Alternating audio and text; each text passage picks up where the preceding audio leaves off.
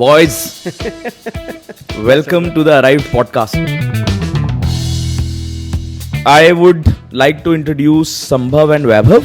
I always wanted to go out, so I did my masters in Michigan, electrical engineering में. Family में सोचा कि चलो एक मैकेनिकल कर रहा है तो वाई डोंट एक दूसरा भाई इलेक्ट्रिकल के प्रोस्पेक्ट में जाए. I went to upstate New York में एक यूनिवर्सिटी है RIT, Rochester Institute of Technology. March 2015 is when I got a job offer from Chrysler Automobiles. So right now you're working with Lucid. Where are you living in the US right now? I live in the Bay Area, San Francisco. How did you crack the interview for Lucid? मैं थोड़ा Michigan में bore हो गया था कि to be honest California में कोई नहीं देखता. जैसे वो आप कंपनी ज्वाइन करो विद इन 6 months के बाद हम आपका ग्रीन कार्ड अप्लाई कर देंगे. ट्रम्प के आने के बाद क्या डिफरेंस हुआ? क्या चल रहा है? मैं जानता हूँ 2-3 फ्रेंड्स को जो कनाडा गए, वो हाफ से भी कम कमा रहे हैं जो हम कमाते थे यूएस में. वर्क कल्चर कैसा है? मिशिगन में काम करोगे दे आर कंपनीज जो 100-150 ईयर ओल्ड कंपनीज हैं, तो उनके प्रोसेसेस बैठ चुके हैं. कैलिफोर्निया में it's more of a like a startup environment. और टेस्ला क्या चल रहा है यार? Tesla Global protests targeting Tesla, demonstrators gathering around the world. अच्छा, यूएस का ना थोड़ा सा माइंडसेट भी डिफरेंट है. For an example red state वाले, रिपब्लिकन वाले, तो उनको तो बहुत टाइम लग जाएगा इलेक्ट्रिक जाने में. डेमोक्रेट्स है, ये ब्लू स्टेट वाले हैं, वो थोड़ा सा ट्राई करना चाहते हैं इन चीजों को और जल्दी मूव करते हैं. Tesla, lucid. मैं 2 मिनट के लिए इंटरजेक्ट करूंगा. हाँ. ये अभी भी नौकरी करता है बेचारा ल्यूसिड की. तो एक एज में कोई अंकल बड़े हैं तो वो एक छोटे के अंदर काम नहीं करते या थोड़ा सा वो वाली बात आ जाती है. अच्छा, यूएस में ऐसा कुछ भी नहीं है. हम थोड़ा सा डर के रहते हैं कि यार जॉब से ना निकल जाए. यार मैं ये जवाब नहीं दे सकता क्योंकि वो हमारा थोड़ा कल्चरल भी आ जाता है बीच में. वो तो अभी भी है कि बड़ों की रिस्पेक्ट से बात करनी है. तभी तो तेरे को बात काटने दे रहा है ना अपनी. जैसे सबसे इम्पोर्टेंट बात, पैसा कितना मिलता है? So starting I think I'm going to talk about 3 things in this podcast. Number 1, introducing our new vertical Hangout, which is a more chilled way of sharing information with multiple people sitting together. Number 2 is the introduction of these guys, the guests for the show, which is Sambhav and Vaibhav. They've studied and worked abroad, so we wanted to share their journey and their information for somebody who wants to do that. And number 3 is that this podcast, for the first time, has been sponsored by Class 24. Well, Class 24 is your study abroad partner, and I'd like to talk a little bit about it. If you feel overwhelmed while writing applications and you struggle with SOPs and LORs and endless paperwork, as is the case with applying for universities abroad, Class 24 makes this process really seamless and simple.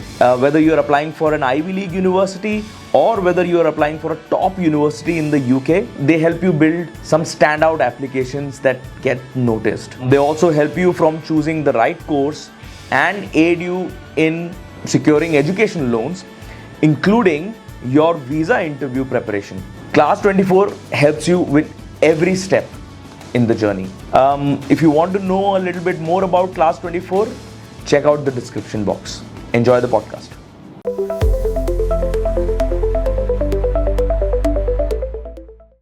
Boys, welcome to the Arrived podcast. Thank you so much. Thank you for agreeing to do this. thank you Of for course. having us.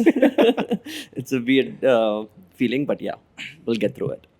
It is, so the idea is with this podcast that अभी India में बहुत सारे young लोग हैं जो Aspire करते हैं बाहर जाने का. बहुत सारे यंग लोग हैं जो एस्पायर करते हैं इंडिया में अच्छा काम करने का. Correct. So I talk a lot about Indian businesses and लोग entrepreneurship में क्या कर रहे हैं in the country right now. But today's podcast is I'm trying to mix both the things. जिसमें we want to try and understand कि अगर कोई young aspiring engineer या professional अब्रॉड जाना चाहता है और अपना करियर बनाना चाहता है, अपनी लाइफ बनाना चाहता है, तो what are the things that they can do? Right? So we'll keep it very casual, Yeah. fun, conversational. So आपको कभी बीच में you want to say anything, you can stop me. You want to ask him a question, you can ask him a question. It's not just me who's going to talk, right? So it is the 3 of us talking here, and then let's take it forward. So I would like to introduce Sambhav and Vaibhav.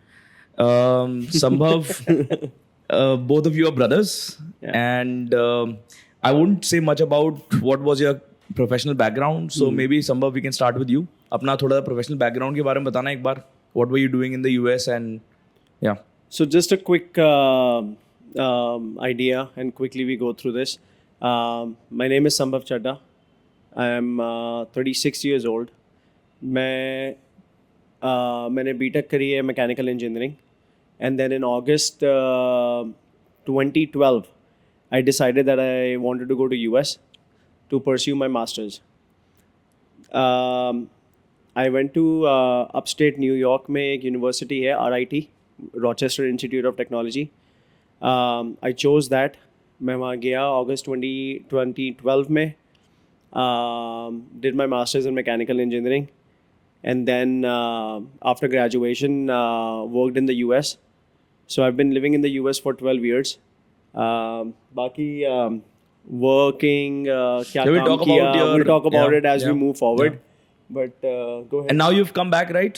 Recently. Now I'm back. I came back recently. As we go ahead in podcast, Yeah. हम बात करेंगे कि क्या what made me come back.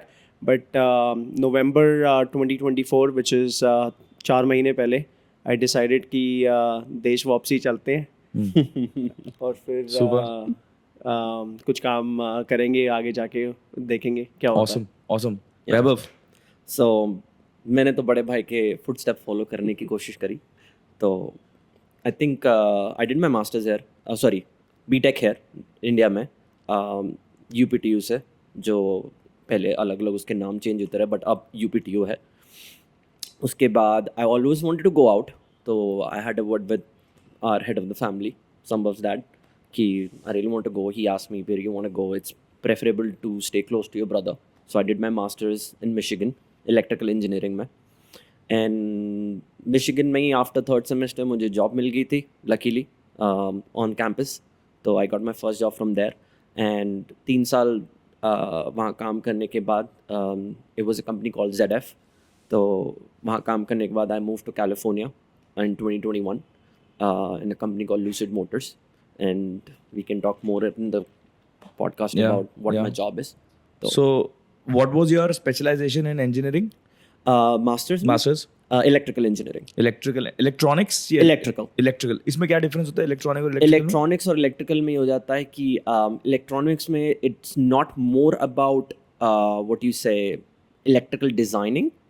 उसमें electronics में आप more on a system level पे बात करते हो, कोर इलेक्ट्रिकल डिज़ाइनिंग नहीं होती है उसमें. Okay. I'm from biotechnology background, so my understanding and knowledge of engineering is very poor. So this will also be a That learning was experience for me. another reason Yeah. कि why we chose electrical for him, क्योंकि I was already doing mechanical. Then family में सोचा कि चलो एक mechanical कर रहा है तो why don't एक दूसरा भाई इलेक्ट्रिकल के प्रोस्पेक्ट में जाए, and then हम देखते हैं कि क्या निकल के आता है वो, so that we have a broad knowledge of the industry. different industry, diversify हो जाता है थोड़ा बहुत. Yeah. That's pretty much it. So right now you're working with Lucid. Where are you living in the US right now? I live in the Bay Area, San Francisco. Okay. Yeah. Awesome. Now I want to talk a little bit about your expertise. कि किन areas में आप लोग काम कर रहे थे, आप काम कर रहे हो. Sambhav, let's start with you. Where were you working? What was your job profile there? So, just to move forward with it, मेरा as I said कि August 2012 में I went to the US, did for my masters. 2015, March 2015 is when I got a job offer from Chrysler Automobiles, big 3 in the US, Detroit area. So beginning my job profile was I was hired as a quality engineer. अच्छा, just to go back a little bit, मेरा plan हमेशा से was to come back to India. When I say back in 2015, I was 24, 25 years old. So I never worked before. This was more of like मेरी पहली job थी. तो होता क्या है कि यूएस में जब आप यूनिवर्सिटीज़ में जाते हो तो यूनिवर्सिटी के अपने करियर पोर्टल्स होते हैं, एंड वहाँ पे वो लोग आपको बोलते हैं कि उनके करियर पोर्टल्स में अपना रिज्यूमे डालो just so that you get an idea how the industry is moving, कि what is your profile, how you stand out लोगों के सामने. तो luckily I just did that. I never applied for a job. I just did that and I got a call from Chrysler कि आ जाओ interview के लिए. Okay. तो That's interesting. so I drove from upstate New York से 8 घंटे की drive करके मैं क्राइसलर के हेडक्वार्टर्स में पहुंचा, इंटरव्यू दिया 1 घंटे का. वापस जाते हुए 2 घंटे में कॉल आ गया कि we want to hire you, You selected. That's good. Right. तो What did they ask you in the interview? अच्छा, interview was very basic because उनको पता था कि आई am a very new fresh candidate and on when they understand, correct me if I'm wrong, when they understand that you're a fresh candidate and it was a manufacturing job, right? It was a manufacturing job, not a technical or a IT sector.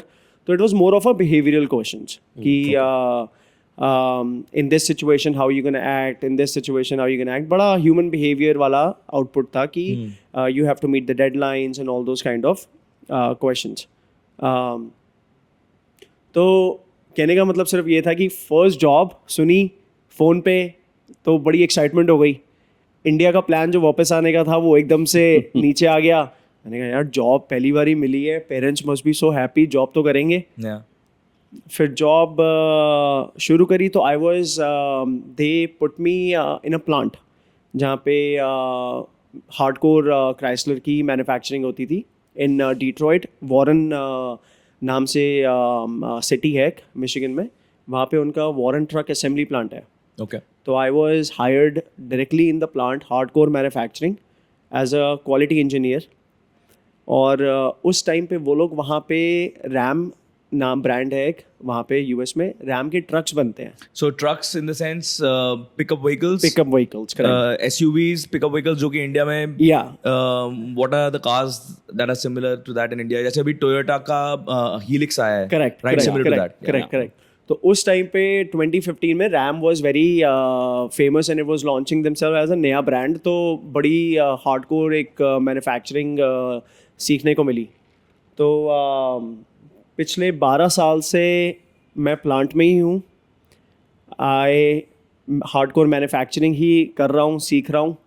और 3 products launch करे मैंने, नए products, which is another very good story आगे जाके जैसे हम share करेंगे.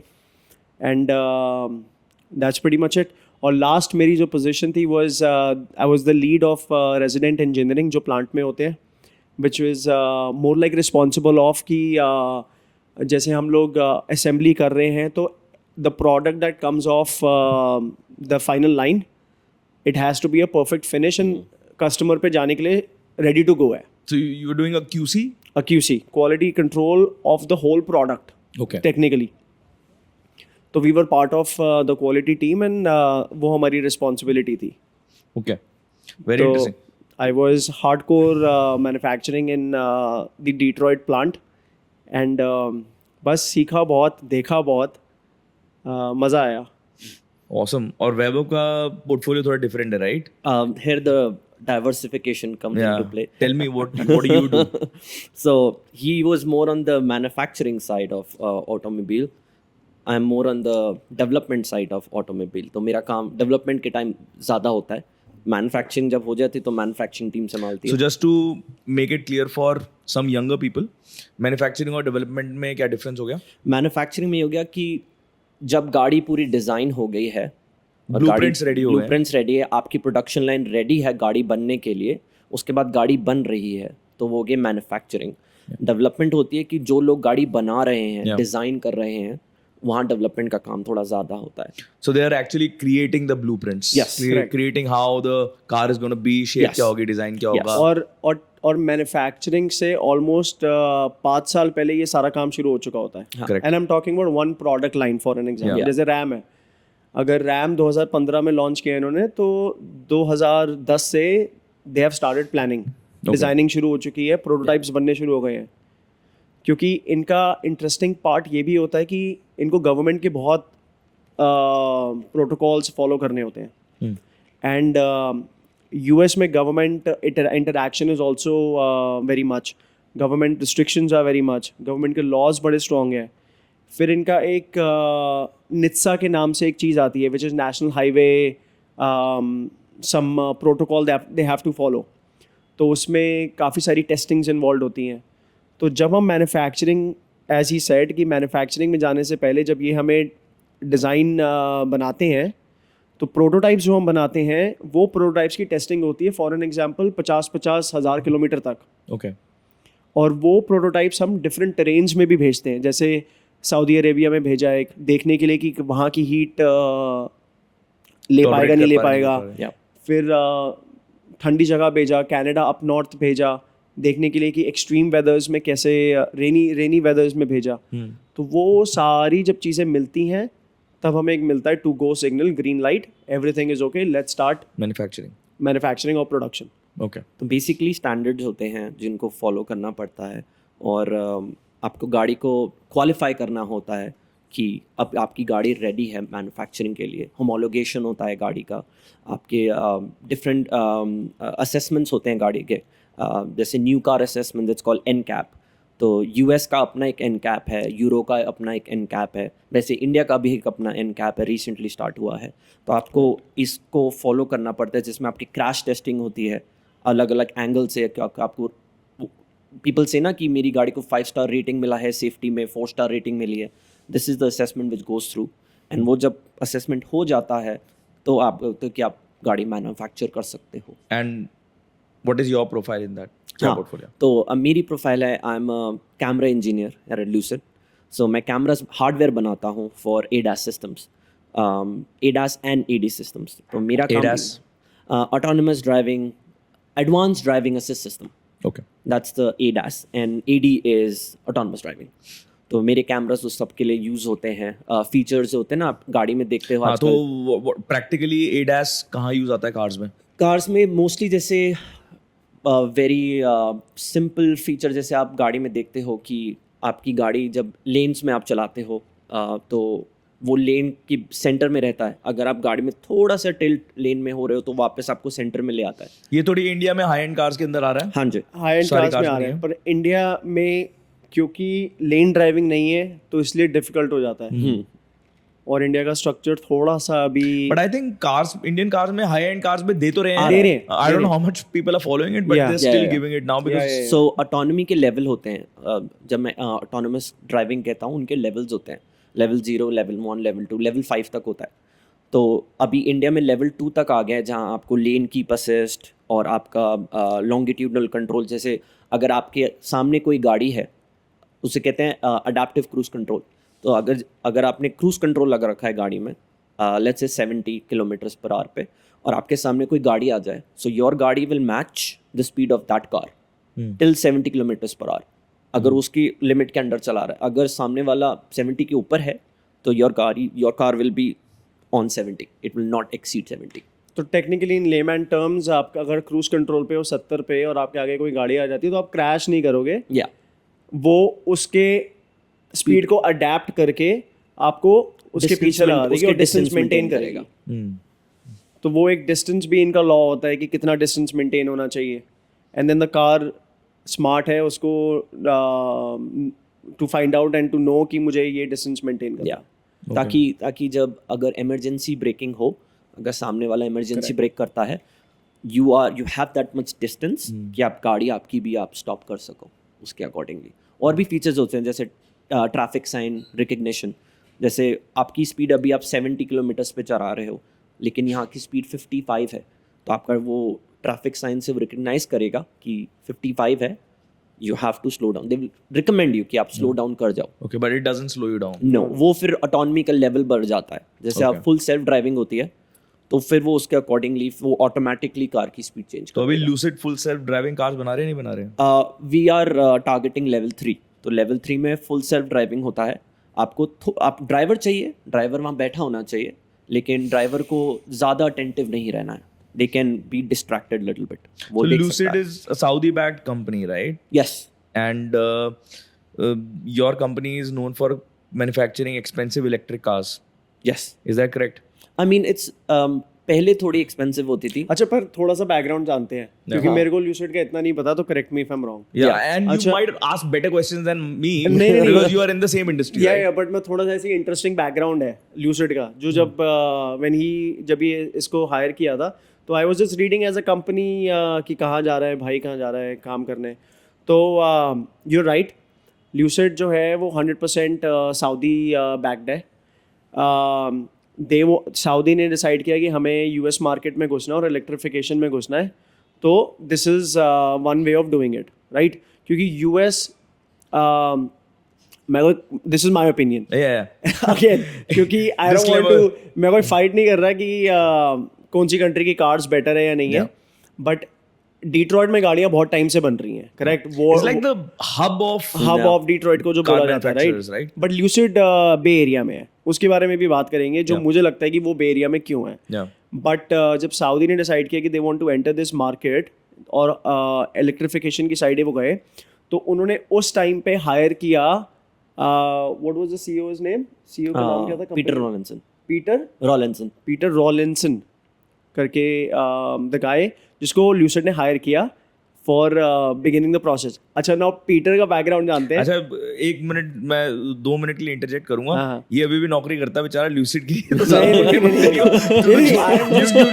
Peter is not there anymore. नहीं, हाँ, ही रिजाइंड रिसेंटली. अच्छा, ही रिजाइंड.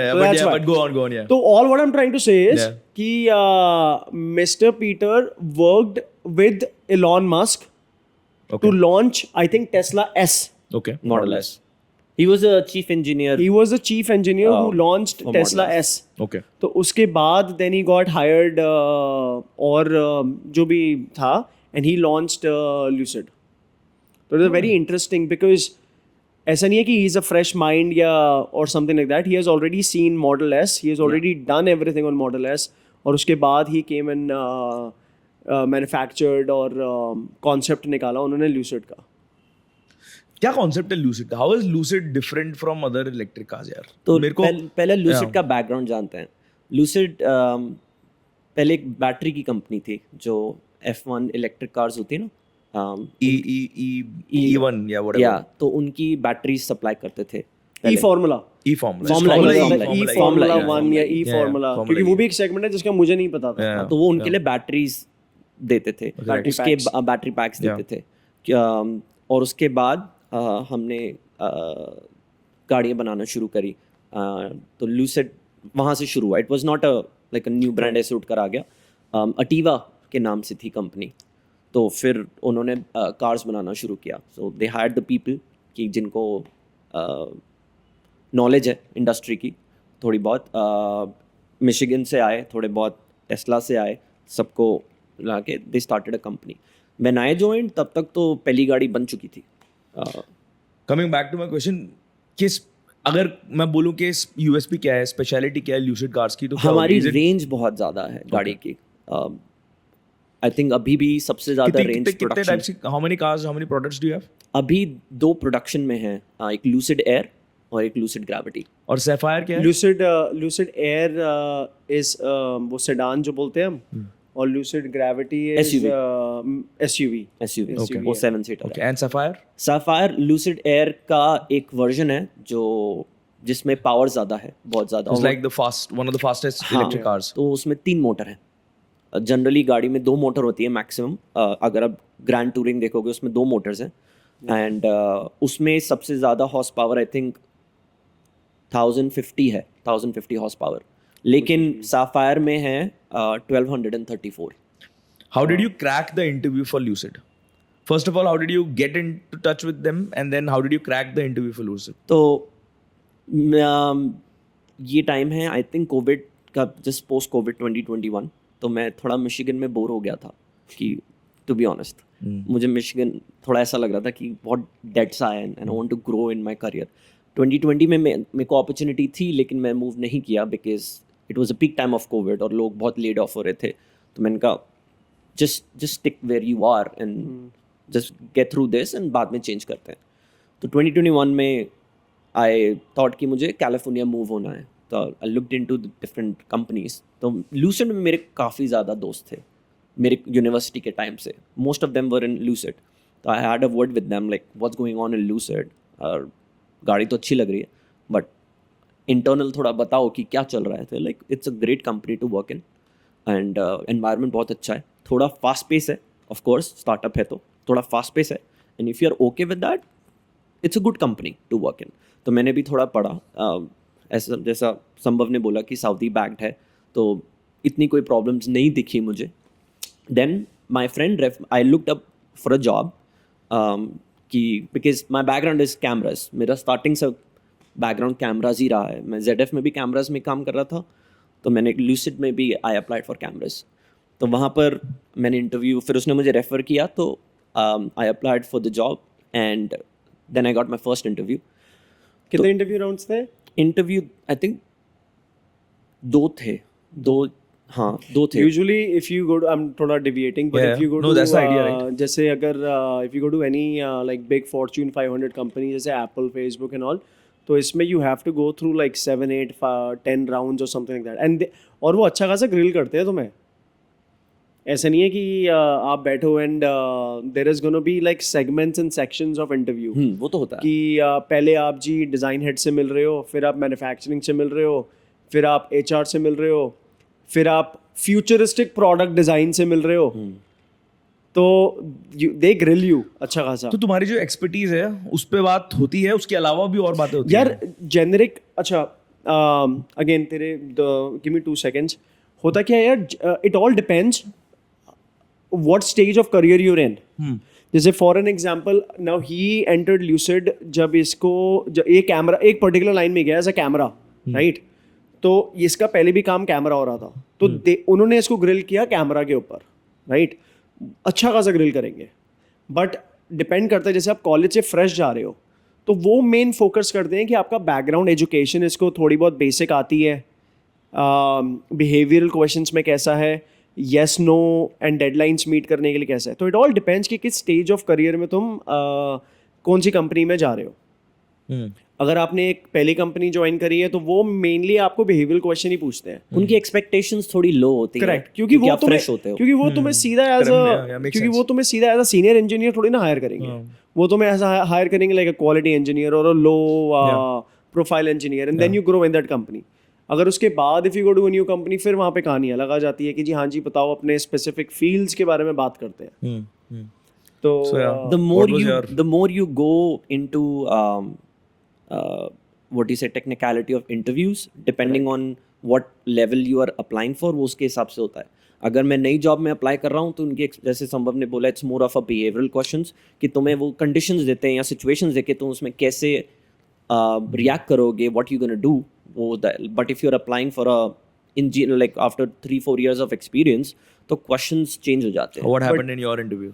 पहले जो मेरा पहली जॉब का इंटरव्यू था, सेम behavioral. Lucid में क्या हुआ? Lucid में they went into technicality of my work, of my previous job, and more about they're giving situations कि अगर ऐसा होगा, what you gonna look into camera problems, कि ऐसी situation में क्या करोगे, what things you gonna look into, how you gonna root cause the problem.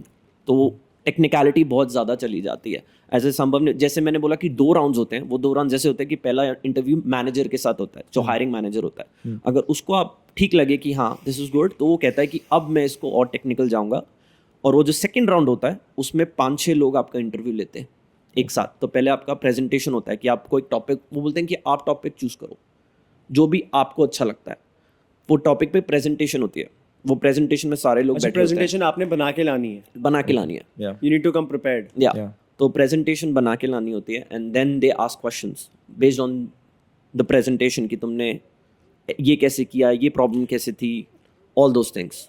Just to tell everybody, हम सोचते हैं ना कि अमेरिकन्स बड़े इजी गोइंग है.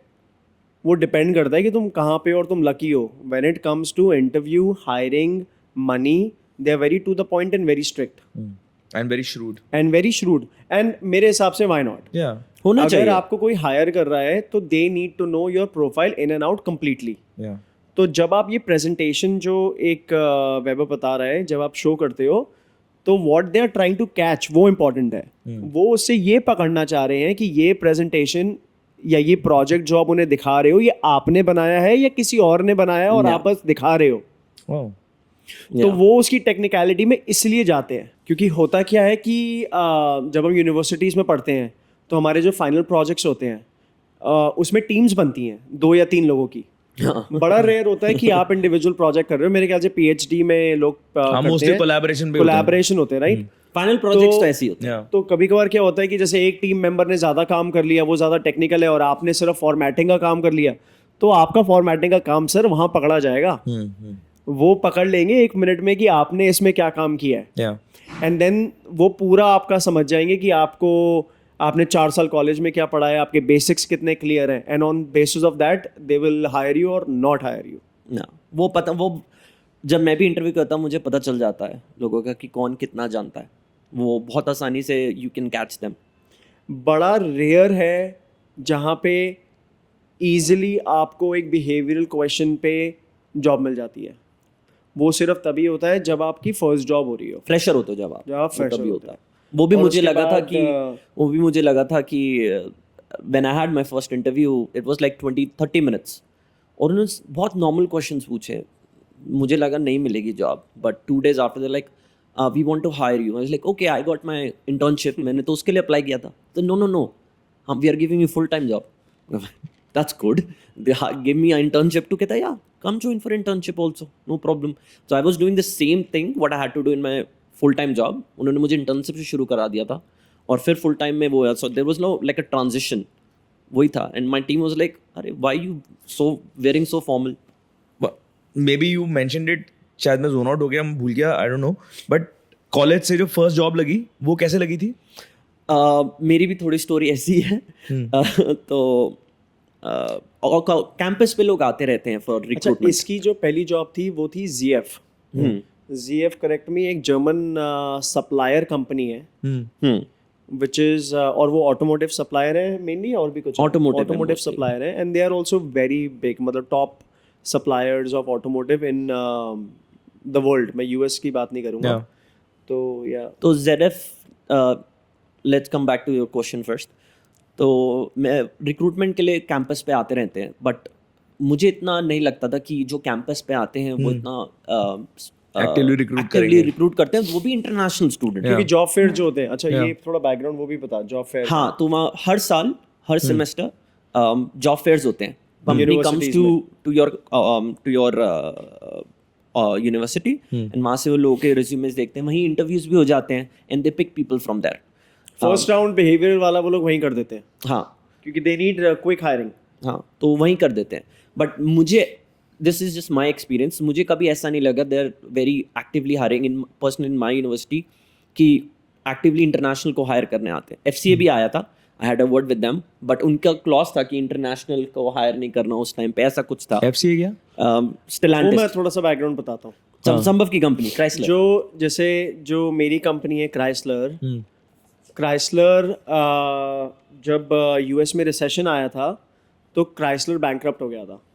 ओके। तो क्राइसलर एंड GM बैंकरप्ट हो गए थे। Ford was the only survivor. एक मिनट, क्राइसलर के अंडर और कौन कौन सी कार्स आती हैं जो कि शायद लोग जानते हो, जिसको क्योंकि इंडिया में बहुत लोग क्राइसलर को नहीं जानते, राइट? तो क्राइसलर के अंदर आता है, जैसे आपका डॉज कंपनी पूरी क्राइसलर के अंडर आती है। चार्जर चैलेंजर, जितनी आपकी SRT इंजन, हैवी इंजन है, वो सारे, जिसको US का कार्स के बारे में पता है। जीप ब्रांड जो इंडिया में आता है, जीप पीपल वो सारा क्राइसलर के अंडर आता है। रैम क्राइसलर के अंदर आता है। माजराटी बाद में आया। तो after still under Chrysler, right? मैं वही बता रहा था कि रिसेशन के टाइम पे क्राइसलर और GM बैंकरप्ट हो गए थे, जिन्होंने बैंकरप्सी फाइल करी थी, and Ford was the only survivor जो बचा था। तो आई थिंक 2014 में Chrysler joined hands with Fiat. Okay. और फियाट में जो आपकी ये फियाट कंपनी है, फरारी है, माजराटी है, ये फिर उनके साथ जुड़ के बन गए फियाट क्राइसलर ऑटोमोबाइल्स। ओके। तो ये इनका मर्जर हो गया, राइट? इनका मर्जर हो गया। और अभी 2021 में फ्रेंच कंपनी है, करेक्ट, मैं नाम ठीक से हो सकता है नाम बोल रहा हूँ, पुजो जो कार ब्रांड है, विच इज ऑल्सो वेरी बहुत बड़ा ब्रांड है। उनका मर्जर हो गया फिएट क्राइसलर के साथ। This is the third merger. और अब वो बन गए Stellantis. Stellantis. Okay. And Stellantis overall अब इतना बड़ा हो गया, which is it has become top 5 और top 10 में तो ज़रूर है पूरे वर्ल्ड में। After the merger. हाँ, तो अब इसके अंदर आ गए आपके पुजो, ओपेल, यूरोपियन कंपनी सारी आ गई, Maserati, Fiat, Jeep, Dodge, Ram, they all come under Stellantis. Okay, interesting. तो it has become a very big company. तो to his point, coming back, job fair पे कभी कभार क्या होता है कि स्टेलेंटिस इंटरनेशनल स्टूडेंट्स को डायरेक्ट हायर नहीं करते, या वो आपको कॉन्ट्रैक्ट पे रखते हैं। क्योंकि ये है बिग 3 और ये है manufacturing, Big three in the US, right? Big 3 in the US, right? तो थोड़ा सा माइंडसेट पकड़ते हैं। माइंडसेट सिंपल सा ये है कि जब आप इनके पेरोल पे आ जाते हो तो आप इनकी लाइबिलिटी बन जाते हो। Hmm. और यूएस में क्योंकि ह्यूमन की रिस्पेक्ट और इतनी ज़्यादा है कि आप इनके पास जब लाइबिलिटी बन जाते हो तो ये आपको जब कट करना चाहें तो इनके लिए बहुत मुश्किल हो जाता है। Hmm. क्योंकि फिर ये एचआर को एक्सप्लेन करेंगे, गवर्नमेंट को एक्सप्लेन करेंगे, आप लॉ भी फाइट भी कर सकते हो कि जी मुझे क्यों निकाल रहे हो, मैं तो बहुत अच्छा काम करने वाला बच्चा हूँ। तो इसीलिए ना ये लाइबिलिटी सिर्फ उनकी लेते हैं जिनको ये 1 साल 2 साल पहले परख लेते हैं कि ये हमारे साथ रुकेगा या हम इसको ये ही इज़ अ फैंटास्टिक, ये बड़ा अच्छा है।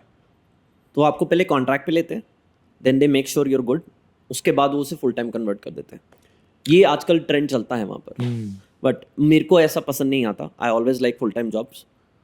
मैं थोड़ा I am very uncomfortable in contract positions, क्योंकि आप डायरेक्टली कंपनी से लिंक नहीं हो।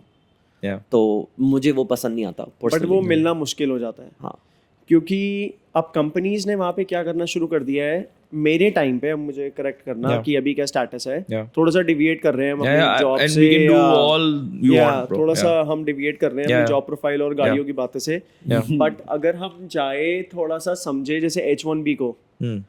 तो मेरे टाइम पे आज से 10 साल पहले जब आप ग्रेजुएट होते थे तो आपको CPT करके एक अभी भी ऑप्शन है, मिलता था। अभी भी है। मेरे टाइम पे 1 साल का होता था, अभी भी 1 साल है। CPT तो डिपेंड्स ऑन योर इंटर्नशिप ना, कितनी लंबी हाँ, इंटर्नशिप। नहीं बट आपको मिलता था ना, अगर H1B नहीं भी लगा उससे पहले आप CPT पे OPT, Yeah. तो ऑप्शनल प्रैक्टिकल ट्रेनिंग। Okay. ये कहाँ करना होता था यूएस में? नहीं, यूएस में एक ऑप्शन है। जैसे फॉर एन एग्जांपल आप 3rd सेमेस्टर के या 4th सेमेस्टर के या स्टूडेंट हो, आपको जॉब मिल गई तो आप OPT स्किप करते हो, आप सीधा जॉब करने जाते हो। पर अगर किसी की जॉब नहीं लगी तो वो एक OPT के अंदर एक अम्ब्रेला बन के 1-2 साल यूएस में रह सकता है और उस ड्यूरिंग जॉब ढूंढ सकता है। Okay. तो यूएस ने आपको ये ऑप्शंस दिए हुए हैं। तो जनरली क्या होता है, जब आप इंटर्नशिप के लिए जाते हो उसके लिए होता है CPT, प्रैक्टिकल ट्रेनिंग। मैं भूल गया फुल फॉर्म क्या है, but Yeah. That's Guys, Google it. हाँ, Yeah, गूगल yeah, कर ले। yeah. But during internship it's called CPT। But आप जब ग्रेजुएट हो चुके होते हो तो आपको एक ऑप्शन मिलता है OPT का। जब तक आपके पास वीज़ा नहीं आता H1B, आपकी कंपनी अप्लाई करती है, लेकिन उससे पहले you can work on OPT। और उसमें आप पहले आपको 1 साल का मिलता है, फिर आपको आई थिंक 2 साल का एक्सटेंशन मिलता है। एक्सटेंशन हो जाता है। तो फॉर एन एग्जांपल जैसे मैं फेसबुक पे जाता हूँ आज, राइट? अब फेसबुक मुझे हायर करती है, फेसबुक कहती है आपका स्टेटस क्या है, आप तो ग्रेजुएट हो गए हो। तो उस टाइम पे अब मेरा H1B नहीं निकला, लॉटरी सिस्टम में मेरा नाम नहीं आया, या मैंने अभी अप्लाई नहीं किया, तो वो ड्यूरिंग मेरे को फेसबुक हायर करती है OPT के अंदर। तो मतलब मेरा स्टेटस इलीगल नहीं है, लीगल हूँ मैं, OPT के अंदर हूँ। और OPT के अंदर फिर सारा काम हो रहा है। फेसबुक मेरे लिए H1B में लॉटरी में डाल रहा है, लॉटरी आपका में नाम। एप्लीकेशन डाल रही है। अच्छा, अगर आपका लॉटरी में नाम नहीं आता तो OPT आपको 1 साल का और एक्सटेंशन मिल जाता है, Yeah. ताकि आपको एक और अपॉर्चुनिटी मिल जाती है लॉटरी में नाम पिक होने की। ये Total लॉटरी आपको- है किस चीज की? H1B, ये लॉटरी है H1B H1B की। H1B की। तो 3 साल मिलते हैं आपको टोटल आफ्टर ग्रेजुएशन। पहले साल का एक OPT, फिर 2 साल का एक्सटेंशन। तो आपको 3 अटेम्प्ट्स मिलते हैं H1B में लॉटरी में डालने के लिए। Correct. अगर आपको नहीं मिलता है 3 साल में, Then you have to come back. then you have to come back. Technically, yes, you have to come you back. Are तो क्योंकि बात क्या है कि गवर्नमेंट ने वहाँ पे यूएस ने ये सब चीज़ें बनाई हुई है आपका स्टेटस लीगल रखने के लिए। अब आपकी OPT भी खत्म हो गई, आपका H1B भी नहीं निकला, तो टेक्निकली आपका F1 जो स्टूडेंट वीज़ा पे आप गए थे, वो आप ग्रेजुएट हो गए, वो भी खत्म हो गया। तो अब आप कौन से लीगैलिटी पे आप यूएस में हो? आप बेसिकली इलीगल हो गए हो सर, तो आपको यूएस जाना पड़ेगा छोड़ना है। आपको। तो हमने आपको 3 अटेम्प्ट्स दिए, आपका पिक नहीं हुआ। 3 अब अटेम्प्ट आप के आपने 3 चांसेस दिए। 3 चांसेस दिए। Technically 3 चांस में lucky- अगर तुम्हारा lucky chances लकी दिए। ड्रॉप मिला और वो 3 कभी 4 या 5 में कन्वर्ट हो जाते हैं, क्योंकि एक ही साल में कभी कभार वो 2 बार लॉटरी निकाल देते हैं। Correct. क्योंकि उनका एक कोटा होता है साल का। तो जैसे उनको 80,000 H1B साल की उनका कोटा है, उनको देना है। अगर वो 80,000 पर कंट्री है, नहीं ओवरऑल Overall. ये भी important आपको बात है कि पूरा overall भरना है। है।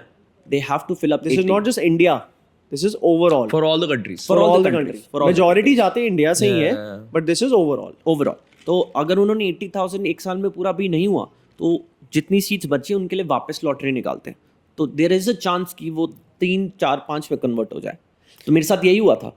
मेरा पहला टाइम में जब पहले साल उन्होंने डाला था, तो अप्रैल में जब पहली लॉटरी निकली मेरा नाम नहीं आया।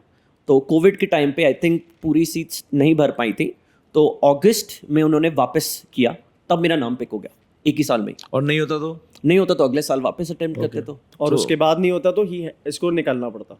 अच्छा, इसको मैं लिंक इसलिए कर रहा था, पहले कंपनी की बात कर रहे थे, फिर ओपीटी आ गया, तो वो लिंक ये था कि कंपनी तुम्हें एक्सप्लॉइट करती है और ओपीटी पे रखती है जितने लंबे टाइम तक वो रख सकती है, okay. ताकि वो तुम्हारे को समझ ले कि तुम Are you worth investing or not? Correct, absolutely. लेकिन और मजा फिर एक आता है। और बात भी है, जब वो तुम्हें हायर कर लेती है, तुम्हारा H1B भी निकाल देती है, तो H1B पे भी अब वो क्या करते हैं, H1 तुम्हें 2 बारी रिन्यू कर सकते हो तुम। एक तो तुम्हारा करंट जो निकलता है, और एक बारी और रिन्यू हो सकता है Extension. 3 साल का, मतलब 3 साल, तो 6 साल हो गए टोटल।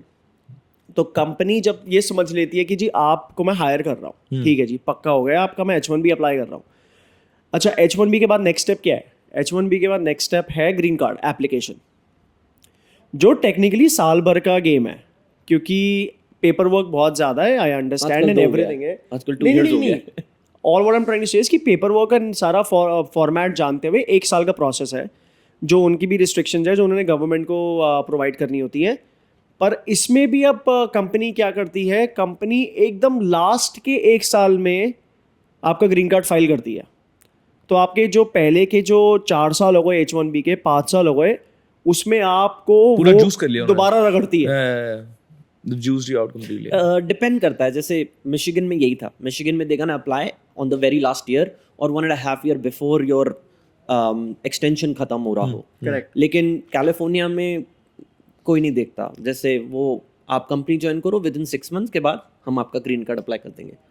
तो डिपेंडिंग ऑन द, तो फिर ये हो गया अब आज की डेट में कंपनी टू कंपनी मैटर करता है, but I am talking general, generic में। और अभी क्या चल रहा है एट द मोमेंट, क्या स्टेटस है? Depending on the company. मैं अपना बताऊं तो मेजॉरिटी कंपनीज जो मैंने देखी हैं, जो मैंने एक्सपीरियंस करी है, they do this, they will exploit you to the core. Exploit in the sense कि एंड तक अप्लाई नहीं करेंगे, तुमसे काम कराएंगे। Exploit not in terms of work but in terms of visa we are talking right here. Because क्योंकि green card is a very expensive, procedure. उन्होंने जितनी कम लाइबिलिटी रखनी है वो रखेंगे, क्योंकि ग्रीन कार्ड का एप्लीकेशन, आई डोंट नो, अब उसमें थोड़ा सा घुसे अगर, ग्रीन कार्ड का एप्लीकेशन भी थोड़ा कॉम्प्लेक्स है और कंपनीज भागती है अगर भाग सके तो। क्योंकि पहले तो पेपर वर्क, आपकी प्रोफाइल, तो what they have to tell और शो द गवर्नमेंट कि मेरे पास कोई अमेरिकन नहीं है, इसीलिए मैं इसे हायर कर रहा हूँ। तो उन्हें टेक्निकली ये करना पड़ता है, उन्हें अपने न्यूज़लेटर्स में, न्यूज़पेपर्स में, मैगजीन्स में जॉब्स पोस्ट करनी होती है, जो आप जॉब कर रहे हैं। और उस पे कोई वैलिड वर्दी कैंडिडेट नहीं आया, इसलिए मैं संभव को हायर किया। करेक्ट। और अगर आ जाता है तो उसका अगर इंटरव्यू सक्सेसफुल नहीं होता है तो वो अटैच करके वो पेपर वर्क भेजते हैं कि जी मेरी कंपनी की ये रिक्वायरमेंट है, मेरा काम नहीं बन रहा है, मेरे को कोई अमेरिकन नहीं मिला, मैं पिछले 60 दिन से ढूंढ रहा हूँ, संभव की प्रोफाइल मैच करती है, ये एक इंटरनेशनल स्टूडेंट है, इसलिए हम इसको हायर कर रहे हैं। और पूरी लीगलिटी, पूरी लीगल टीम इन्वॉल्व है। तो ये प्रोसेस है, अच्छा खासा कॉम्प्लेक्स है उनके लिए। बट होना भी चाहिए। या क्यों नहीं होना चाहिए, जरूर होना चाहिए। उनकी कंट्री में बैठे हैं तो होना भी चाहिए। और अभी व्हाट इज योर स्टेटस? अभी ट्रम्प के आने के बाद क्या डिफरेंस हुआ, क्या चल रहा है? नहीं, एक्चुअली अगर देखा जाए जो लोगों का, चलो let me put this for the viewers here. If somebody is aspiring to work in the US now, young engineers, software हो, ऑटोमोबाइल हो, व्हाटएवर, तो अभी क्या सिचुएशन है वहां पर? And this is your personal opinion, again you are back, you are still working there. Yeah. You both can have the same opinion or different opinions. And I would like to both of you to present your opinion so that it might help somebody who wants or does not want to go take a call, right? So how does one apply?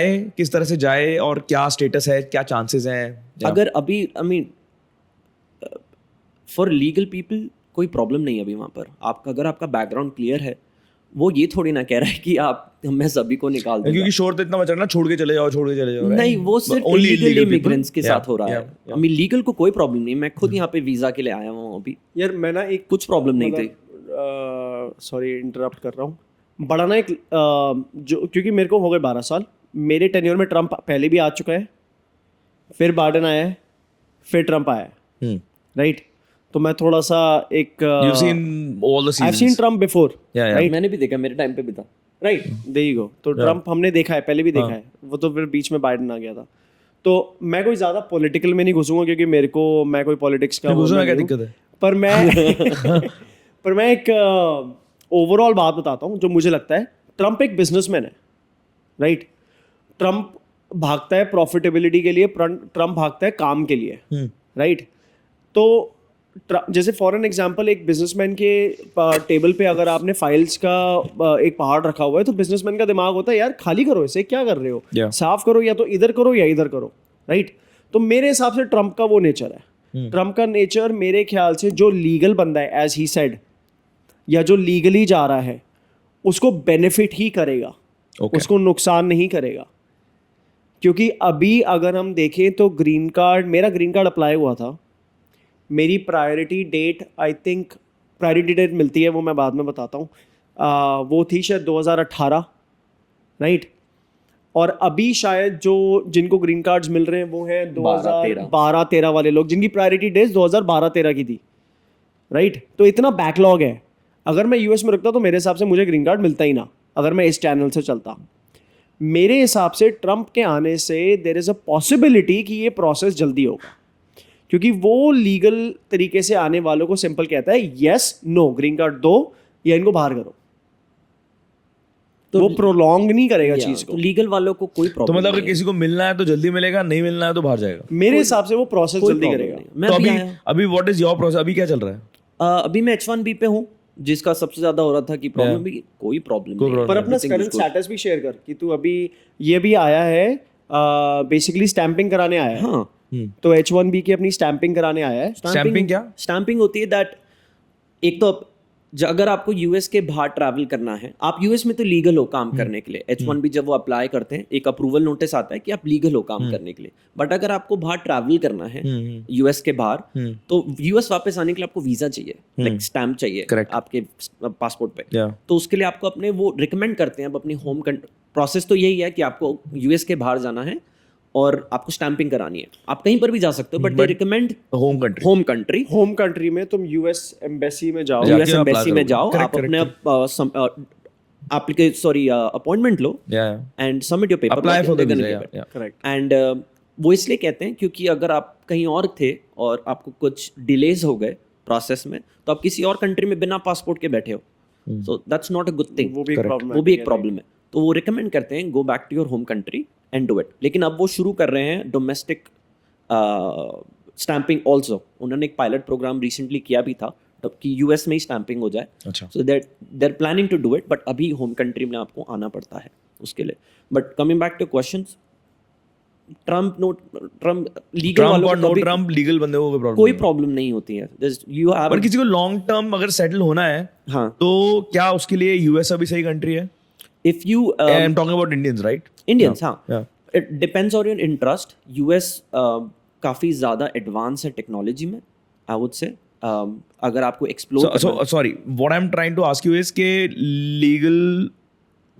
legal point of view से और ease of it happening, कि भाई मिल जाएगा visa, मतलब green card मिल जाएगा इस तरह से, कि आपकी स्टेबिलिटी होगी या नहीं होगी? जैसे बहुत सारे लोग हैं जो 15-15, 20-20 साल लगा के आ जाते हैं, but they still don't become permanent residents there, right? So या आई मीन सामने बैठा है, मेरे साथ भी हो सकता है. सो अभी at the moment according to you guys कि क्या है US, if I am a 21-year-old planning to go to the US and settling there, क्या चांसेस है मेरे कि मुझे सेटल मैं हो पाऊंगा या नहीं हो पाऊंगा? सेटल डिपेंड करता है कि आपने क्या जाके काम किया, क्या स्टडी बट करी. Looking at current status, looking right now, तो प्रोसेस तो वही है जी. प्रोसेस सिंपल है, आपने H1B में पिक होना है. अगर आपकी किस्मत आएगी तो आप लॉटरी सिस्टम में पिक हो जाओगे. आपका ग्रीन कार्ड फाइल होगा. और अभी लुकिंग एट द टाइम आपको अगर आप अभी अप्लाई करते हो तो हो सकता है 80 साल में आपका ग्रीन कार्ड आ जाए. But this is current status right now. लेकिन उसमें भी कैटेगरीज हैं. हाँ, अनलेस एनीथिंग चेंजेस. अच्छा हाँ, यू राइट, उसमें भी कैटेगरी उसमें भी कैटेगरी, अगर आपने मास्टर्स किया तो उसमें chances बढ़ एम्प्लॉयमेंट जाएंगे. बेस्ड कैटेगरीज होती है. Correct. Yeah. तो EB1, EB2, EB3. तो अगर आप बैचलर करते हो वहाँ पर और आप ग्रीन कार्ड करने के लिए अप्लाई करते हो तो EB3 में आता है. अगर आप मास्टर्स करते हो तो EB2 आता है. तो EB2 का बहुत बैकलॉग है अभी. लेकिन अगर आप PhD करते हो या आपने कोई पेपर्स या you specialize in something like आपने बहुत कुछ ज्यादा ही स्पेशल कर लिया विच इज PhD और correct me if I am wrong, और you are manager in a company, okay, या आपने ऐसा Higher किया कि posts हायर पे हो. पोस्ट पे हो, या आपने ऐसा किया कि जैसे आप अमेरिका में काम कर रहे हो, आप मेक्सिको में सीनियर मैनेजर बने 6 महीने के लिए और आप अमेरिका में वापस आ गए. तो दैट मीन्स दे अंडरस्टैंड कि कंपनी को आपकी जरूरत है और आप एक सीनियर लेवल पे हो, तो वो आपको EB1 पे कर देते हैं एज ही सेइंग. तो अलग अलग लेवल वो आपको इमीडिएटली मिल जाएगा, 6 महीने में ग्रीन कार्ड मिल जाएगा. तो तो आप- वो कितने केस होते हैं यार इंडियंस के? ज्यादा नहीं होते, वो भी कम होते हैं बट बहुत कम. PhD कर ली या आपने कोई ज्यादा पेपर पब्लिश किए हैं तो all this makes you qualify for EB1 category. उसका बैकलॉग नहीं है. the more things that you do that make you an asset for the company, the higher your chances are. Yes, but proof करना पड़ जाता है. अच्छा, वापस आते हैं कि करंट स्टेटस को देखते हुए मैं सिर्फ ये कहना चाहता हूँ, अमेरिका मेरे हिसाब से ना सिर्फ एक नशा है कि मेरे को अमेरिका जाना है. Yeah. राइट. और अमेरिका की प्रॉब्लम बोलूँ या ना बोलूँ, डॉलर स्ट्रांग है. Yeah. तो पैसा अच्छा खासा मिलता है, Lifestyle अच्छा होता है. लाइफस्टाइल अच्छा हो जाता है, डेवलप्ड नेशन है. Yeah. और उसके बाद आपके chances of becoming a manager, senior manager या हाई पोस्ट पे जाना, उसके चांसेस थोड़े बढ़ जाते हैं. अपॉर्चुनिटीज भी हैं. अपॉर्चुनिटीज है. बहुत अपॉर्चुनिटीज हैं काम करने की वहाँ पर. लाइक जैसे मैं जानता हूँ 2-3 फ्रेंड्स को जो कनाडा गए. नाउ कनाडा, अब मुझे current again I am not gonna talk about current status of Canada क्योंकि मुझे नहीं पता, क्योंकि अब इन्होंने इतनी सारी रिस्ट्रिक्शंस लगा दी हैं. पर जो पहले गए हुए मेरे टाइम पे वो हाफ से भी कम कमा रहे हैं जो हम कमाते थे US में, इन कनाडा. तो कनाडा में इमिग्रेशन तो बहुत आसान है पर कमाई मुश्किल. पर जॉब बड़ी मुश्किल है और कमाई टेक्निकली कुछ नहीं है. तो फिर ये बातें आ जाती हैं कि किसका क्या प्लस पॉइंट है, किसको कहाँ बेनिफिट क्या मिलता है. Yeah. और डिपेंडिंग ऑन द इंडस्ट्री ना आपको जाना कहाँ है. करेक्ट. हाँ, अगर तुम लोग मतलब like for example working with lucid electric car company है तो अच्छा यार, बे एरिया में ज्यादा इलेक्ट्रिक कार कंपनीज क्यों बन रही हैं? मेरी एक अपना प्रोसेस है, थॉट जो मुझे लगता है. और बताना. और लाइक डिट्रॉयट में, मिशिगन में आइस इंजन है, like proper hardcore diesel gas वाले इंजन्स. तो why electric cars in Bay Area and उसमें. अच्छा, गो है. मैं अपना माइंडसेट बताता हूँ जो मुझे लगता है. Yeah. अच्छा, थोड़ा सा लेके चलता हूँ पीछे. डिट्रॉयट अच्छा, US में क्या है, US में जब आप स्टेट वाइज देखते हो, US में 50 स्टेट्स है राइट. तो 50 स्टेट्स अभी यूनाइटेड हैं, there all, that's why united 51 if they want Canada. हाँ, 51 if they और ग्रीनलैंड राइट. या मिस्टर ट्रम्प अगर ग्रीनलैंड ले गए तो 52 51 जो भी है. तो क्या है वहाँ पे दीपेन, हर स्टेट का एक मिनिमम वेज रेट है. Yeah. और जहाँ तक मुझे लगता है डिट्रॉयट का सबसे लोएस्ट तो नहीं है बट काफ़ी लो है because of the poverty and ज़्यादा upscale. It's not one of the richest states in the US. Correct. Right. तो मेरे ख्याल से डिट्रॉयट का रेट जब मैं लास्ट छोड़ के आया था तो $12 या $12.5 पर घंटा था. किस मिनिमम वेज? Minimum wage. सो बे एरिया में कितना चल रहा है इस समय minimum wage? I think general minimum wage होगा अराउंड $16-17. $17 मान लेते हैं फॉर एन एग्जांपल. और यूजुअली कंपनीज जो, ये मैं $17 वाली बात कर रहा हूँ, this is line workers, not अगर आप इंजीनियर हो या Minimum कुछ भी wage. हो. This is Yeah. Minimum, bare minimum आपने ये देना ही देना. Waiter हो गया कोई. राइट. Yeah. तो एक दो बातें आती हैं दिमाग में कि फिर हम ये कहते हैं कि टेस्ला और ल्यूसिड जैसी कंपनीज या और इनोवेटिव कंपनीज बे एरिया में क्यों हैं, राइट? ये तो एक ज़्यादा एक्सपेंसिव हुआ, लैंड महंगी वहाँ पे, लेबर महंगा वहाँ पे, टैक्सेस ज़्यादा है वहाँ पे, तो क्यों है? अच्छा, And मैं again, this is your perspective. This is my perspective, Yeah, this is yeah. Automotive perspective and my perspective only, Yeah. Right? मैं दो बातें बोलूँगा. पहले मुझे लगता है कि 5 साल पहले I will go in a back little bit, क्योंकि टेस्ला को आए हुए तो काफ़ी टाइम हो गया है. तो जितना मैंने टेस्ला को देखा है, मेरे को लगता है कि उस टाइम पे big three which is Chrysler, GM and Ford was not ready. They were not With- ready for electric vehicles. they were not ready. Yeah, mafia. ये ready नहीं थे, because ये माफिया है यार. Yeah, US में they are yeah, big three. Of course. तो ये ready नहीं थे इलेक्ट्रिक व्हीकल्स के लिए. Yeah. तो मेरे हिसाब से इन्होंने टेस्ला को डिट्रॉइट एरिया में Boost नहीं एंटर नहीं करने दिया, राइट? ये मेरा एक प्रोस्पेक्टिव है. और मेरा दूसरा प्रोस्पेक्टिव ये है कि डिट्रॉइट जो है वो मिशिगन में है. मिशिगन एक रेड स्टेट है. रेड स्टेट का मतलब हुआ Republican. रिपब्लिक है, वो रिपब्लिकन है, थोड़े वो right ज़्यादा wing है. ट्रम्प राइट, मतलब ट्रम्प वाले सपोर्टर है. और कैलिफोर्निया जो है वो थोड़ा ओपन माइंडेड, क्या बोलते हैं आपका, Woke state. डेमोक्रेट्स, वो डेमोक्रेट है, ब्लू स्टेट है, वो बाइडेन वाले सपोर्टर्स हैं. तो फ़र्क यहाँ पे भी आ जाता है, बिकॉज जो रेड स्टेट वाले लोग होते हैं उन्हें आप कुछ नहीं बता सकते, वो ओल्ड स्कूल है, उन्हें तो अपनी डायरेक्शन में ही चलना है. Yeah. And they were more interested with ये heavy engines rather than electrification. Yeah. ये मेरे को तो 2 पॉइंट लगते हैं. तो इसलिए he thinks के Bay Area में electric vehicles हैं. What is your thought? I mean, I think it's like a trend. Someone started a trend. Like जैसे टेस्ला था. अभी और भी कंपनीज हैं इसमें? हाँ. कौन कौन सी? एक तो टेस्ला है, टेस्ला एंड लूसिड हो गया, रिवियन. रिवियन हाँ, एक अलग Rivian. एक ट्रक्स बनाती है, SUVs बनाती है, SUV और ट्रक्स दोनों ही बनाती है. अच्छा, Rivian mini trucks, mini pickup trucks, electric pickup truck. SUV भी बनती है उनकी, और उनकी एक और एक हैचबैक छोटी गाड़ी भी आ रही है. आई थिंक R2 करके नाम है. उनकी वो भी आ रही है. तो ये 3 कंपनीज अभी हैं, और बाकी बहुत अलग अलग, not a car company but automotive relative companies भी वहाँ हैं. जैसे वेमो वहीं है, जो वो जैसे गाड़ियों में जो सॉफ्टवेयर होता है ऑटोनमस ड्राइविंग के लिए, वो उनका सॉफ्टवेयर डेवलप करते हैं. तो वो भी है. एक अलग ऑटोनमस टैक्सी कंपनी है, जूक्स, वो भी वहीं पर है. So they have made a taxi जो जिसमें जस्ट अ 4-seater टैक्सी है, लाइक अ बॉक्स, एंड उसमें it's gonna drive by itself. You just Have you ever call used through it? Uber. हाँ, अभी यूज किया है? नहीं, मेरे को चांस नहीं मिला यूज करने का. चांस नहीं मिला है, डर लगता है. नहीं, डर तो नहीं लगता. इट्स वेरी इंटरेस्टिंग, बट उन अभी बहुत कम लोगों के पास यूज कर रहे हैं अभी, पब्लिक यूज कर रही है उसको, सर्विसेज को. या यूज कर रहे हैं. जूक्स यूज कर रहे हैं. वेमो ने अपनी उनकी टैक्सीज हैं, फुल्ली ऑटोनमस टैक्सीज. उन्होंने आप if you next time you come to San Francisco, देखोगे कि वाइट जैगुआर होती है, उन पे लाइडर वाइडर सब लगे हुए हैं.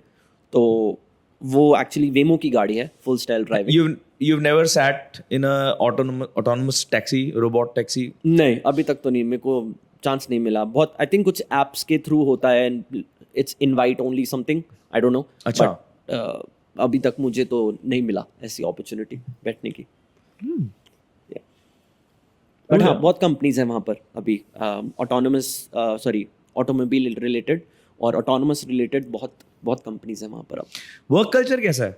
How is the work culture different for the both of you, या similar to the both of you? अगर इंडिया से कंपेयर करें, वहाँ का वर्क कल्चर, कोई इंजीनियर इंडिया में काम करता है या डॉक्टर और whatever, whichever profession, how different is it? मैंने यूएस में दोनों जगह काम किया, मिशिगन और कैलिफोर्निया. तो वहाँ का ऑटोमोबाइल का तो पता है मुझे differences, so I will start with that. तो मिशिगन में काम करोगे, they are companies 150 year old companies हैं. तो उनके प्रोसेसेस बैठ चुके हैं कि ये प्रोसेस है, आपको ऐसे काम करना है, ये चीज़ें फॉलो करनी है. कैलिफोर्निया में it's more of a like a startup environment.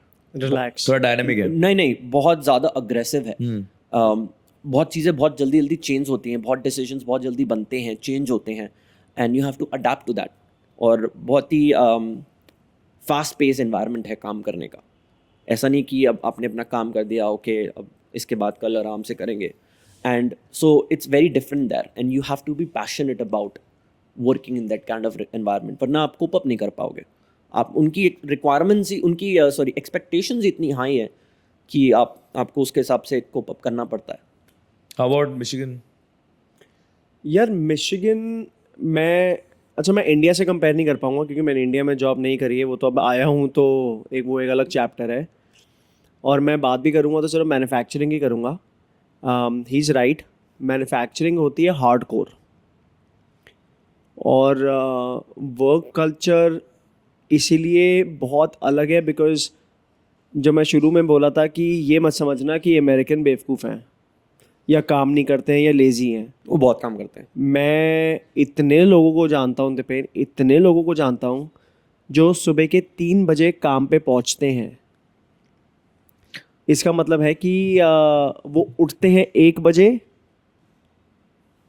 Ready होते हैं और काम पे होते हैं 3 बजे सुबह. तो इट इज़ अ वेरी, हमारे ना दिमाग में बड़ा कि वेस्ट ज़्यादा काम नहीं कि करता. वेस्ट ज़्यादा काम नहीं करता. तो इट ऑल डिपेंड्स, हर कोई अलग है, हर सेक्टर अलग है, हर सेगमेंट अलग है एंड ऑल दैट. तो work culture and work ethic is very high. या Funnily, India is at a stage where India has to grow a lot right now, right? हम लोग एक building stage पर हैं और हमारी generation और हमारे आने वाली generations को बहुत मेहनत करनी पड़ेगी that the country develops and reaches a certain point. Correct. And when prominent people like Narayan Murthy ji, when he talks about 70-hour work week, Yeah. people talk about work-life balance, right? And this is coming from a nation that is still in a stage of development. Or you're talking about the country which is the oldest democracy and one of the the superpower of the world that doesn't shy away from spending and giving those hours at the Correct. workplace, right? So I think this is something that people should acknowledge and Yeah. also adopt from somebody who has done it, been there and done that. You have to. I mean, manufacturing के world में ये big 3 automotive specially, they are mass producing यार. Mass productions होती हैं. even Tesla is doing it. Tesla is doing million Tesla is cars year. और Tesla क्या चल रहा है यार? टेस्ला में अभी एट द मोमेंट, और मैं डाइग्रेस कर रहा हूँ, Yeah, but no, I think no, no. क्योंकि मेरे को ध्यान आया, सो आई एम आस्किंग यू. गाली पड़ेगी मुझे, but it's okay.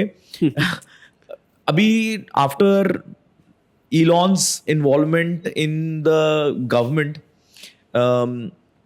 how's the scene in Tesla? बहुत न्यूज़ आ रही है, टेस्ला को जला रहे हैं, people are vandalizing Tesla cars and all of that. What's happening? I think, I don't know, it's just different now. मतलब लोगों को लग रहा होगा कि इन्वॉल्वमेंट उसकी आ गई है तो वो थोड़ा बायस्ड हो जाएगा. मैंने इतना इसके बारे में अभी पढ़ा नहीं है कि वो कैसे बायस्ड But हो रहा कुछ है, क्या हो visible रहा है. है, like at your workplace, do people talk about stuff? Maybe your friends. यार मेरे फ्रेंड्स सिर्फ एक बात बोलते हैं, जो अमेरिका में जो मेरे फ्रेंड्स हैं वो ये बात बोलते हैं कि ये who is Elon Musk. Let's talk about that. Elon Musk एक इनोवेटर है, एंटरप्रेन्योर है, Yeah. राइट? वो ओवल ऑफिस में क्या कर रहा है? Yeah. That's Yeah. It. Oval office में तू क्या कर रहा है, Hmm. राइट? मेरे को यहीं पे मेरी प्रॉब्लम शुरू हो जाती है कि you are an entrepreneur, innovator, you are a genius, you are a mankind genius, but you are not into politics, sir. Yeah. Then what are you doing in the Oval Office, right? आपने Tesla बेच रहे हो, दूसरी companies में expand कर रहे हो, I don't know. आपका उस सेगमेंट में काम ही नहीं है. Yeah. या तो आप गवर्नमेंट से सिर्फ रेगुलेशंस के लिए हेल्प मांग रहे हो. What is going on? I don't know. But you're not a politician. You are a innovator, entrepreneur, businessman, यार. whatever. बट अच्छा, चल थोड़ा सा गाड़ी के बारे में बात करते हैं. तो like Tesla cars versus lucid versus BYD versus Chrysler electric गाड़ी है. अब आई है, बट पिछले 2 साल से 1.5 साल से आई है. बट मैंने इतना काम नहीं किया हमर इलेक्ट्रिक भी electrification पे। आई सी, वो किसकी थी? हमर वो तो GM की है ना, हमर जीएम की है। वो तो GM हमर इलेक्ट्रिक आई थी, लॉन्च हुई है अभी शायद साल भर पहले। Right right. How are these, so electric cars का क्या सीन है अभी यूएस में? अभी आई मीन BYD तो US में है नहीं अभी, मैंने पर्सनली देखी नहीं है अभी तक कि पर्सनली हम बेंचमार्क तो करते हैं गाड़ियाँ अलग अलग, इवन चाइनीज़ कार मेकर्स की भी हम गाड़ियाँ देखते हैं, बेंचमार्क करते हैं। मैंने मोस्टली वहाँ पर अगर आप फ़र्क पूछोगे टेस्ला और लूसिड में मेनली, मुझे पर्सनली लूसिड ड्राइवेबिलिटी के लिए अमेजिंग लगती है उसका। I mean it's an amazing to drive car. Tesla अच्छी है, कोई प्रॉब्लम नहीं है, बट लूसिड की ड्राइवेबिलिटी इफ़ यू वांट, आपको लगेगा नहीं कि आप इतनी हैवी गाड़ी चला रहे हो। 5000 पाउंड की गाड़ी है वो, इतनी हैवी है, लेकिन इट्स अमेजिंग टू ड्राइव, और पावर तो इतनी ज़्यादा है कि फर्स्ट टाइम जब मैंने चलाई थी तो मेरे नेक में हो गया था कि मैंने इतनी लॉन्च क्यों कर दी गाड़ी। So it's an amazing to drive. Tesla also is nice car, कोई ऐसी उसमें प्रॉब्लम नहीं है, और उसकी प्रोडक्शन इतनी ज़्यादा है, उसके चार्जिंग स्टेशन इतने ज़्यादा हैं, और he was the first one to start with, तो उसकी थोड़ी बहुत ही is ahead of things little bit. Do people have charge anxiety in the US? Range anxiety, sorry. Range anxiety, yes they do little bit. तभी तो हम Lucid में कहते हैं कि we take out your range anxiety, because हमारी range इतनी ज़्यादा है लूसिड की। कितनी देर लगती है गाड़ी को फुल चार्ज होने में? Depending on your charging structure कि तुम्हारा आर्किटेक्चर कैसा, कितना फास्ट चार्जिंग ले सकता है। तो हमारी गाड़ी 350 किलोवाट आवर पे चार्ज हो सकती है, which is very fast. Layman's language, कितनी देर में फुल चार्ज? अगर आप 20 to 80 चार्ज हो जाएगी, 20% to 80 फुल। अगर कैपेसिटी पे आप, अगर चार्जिंग स्टेशन भी आपको उतनी कैपेसिटी दे सकता है, तो 15 से 20 मिनट में 20% से 80% चार्ज। अच्छा, ये और लास्ट 20% ज़्यादा होती है, राइट? ये इलॉन मस्क का भी यूट्यूब पे इंटरव्यू है, उसको अगर if anybody wants to the viewers को देखना है अबाउट बैटरी चार्जिंग, तो वो भी बड़ा इंटरेस्टिंग है।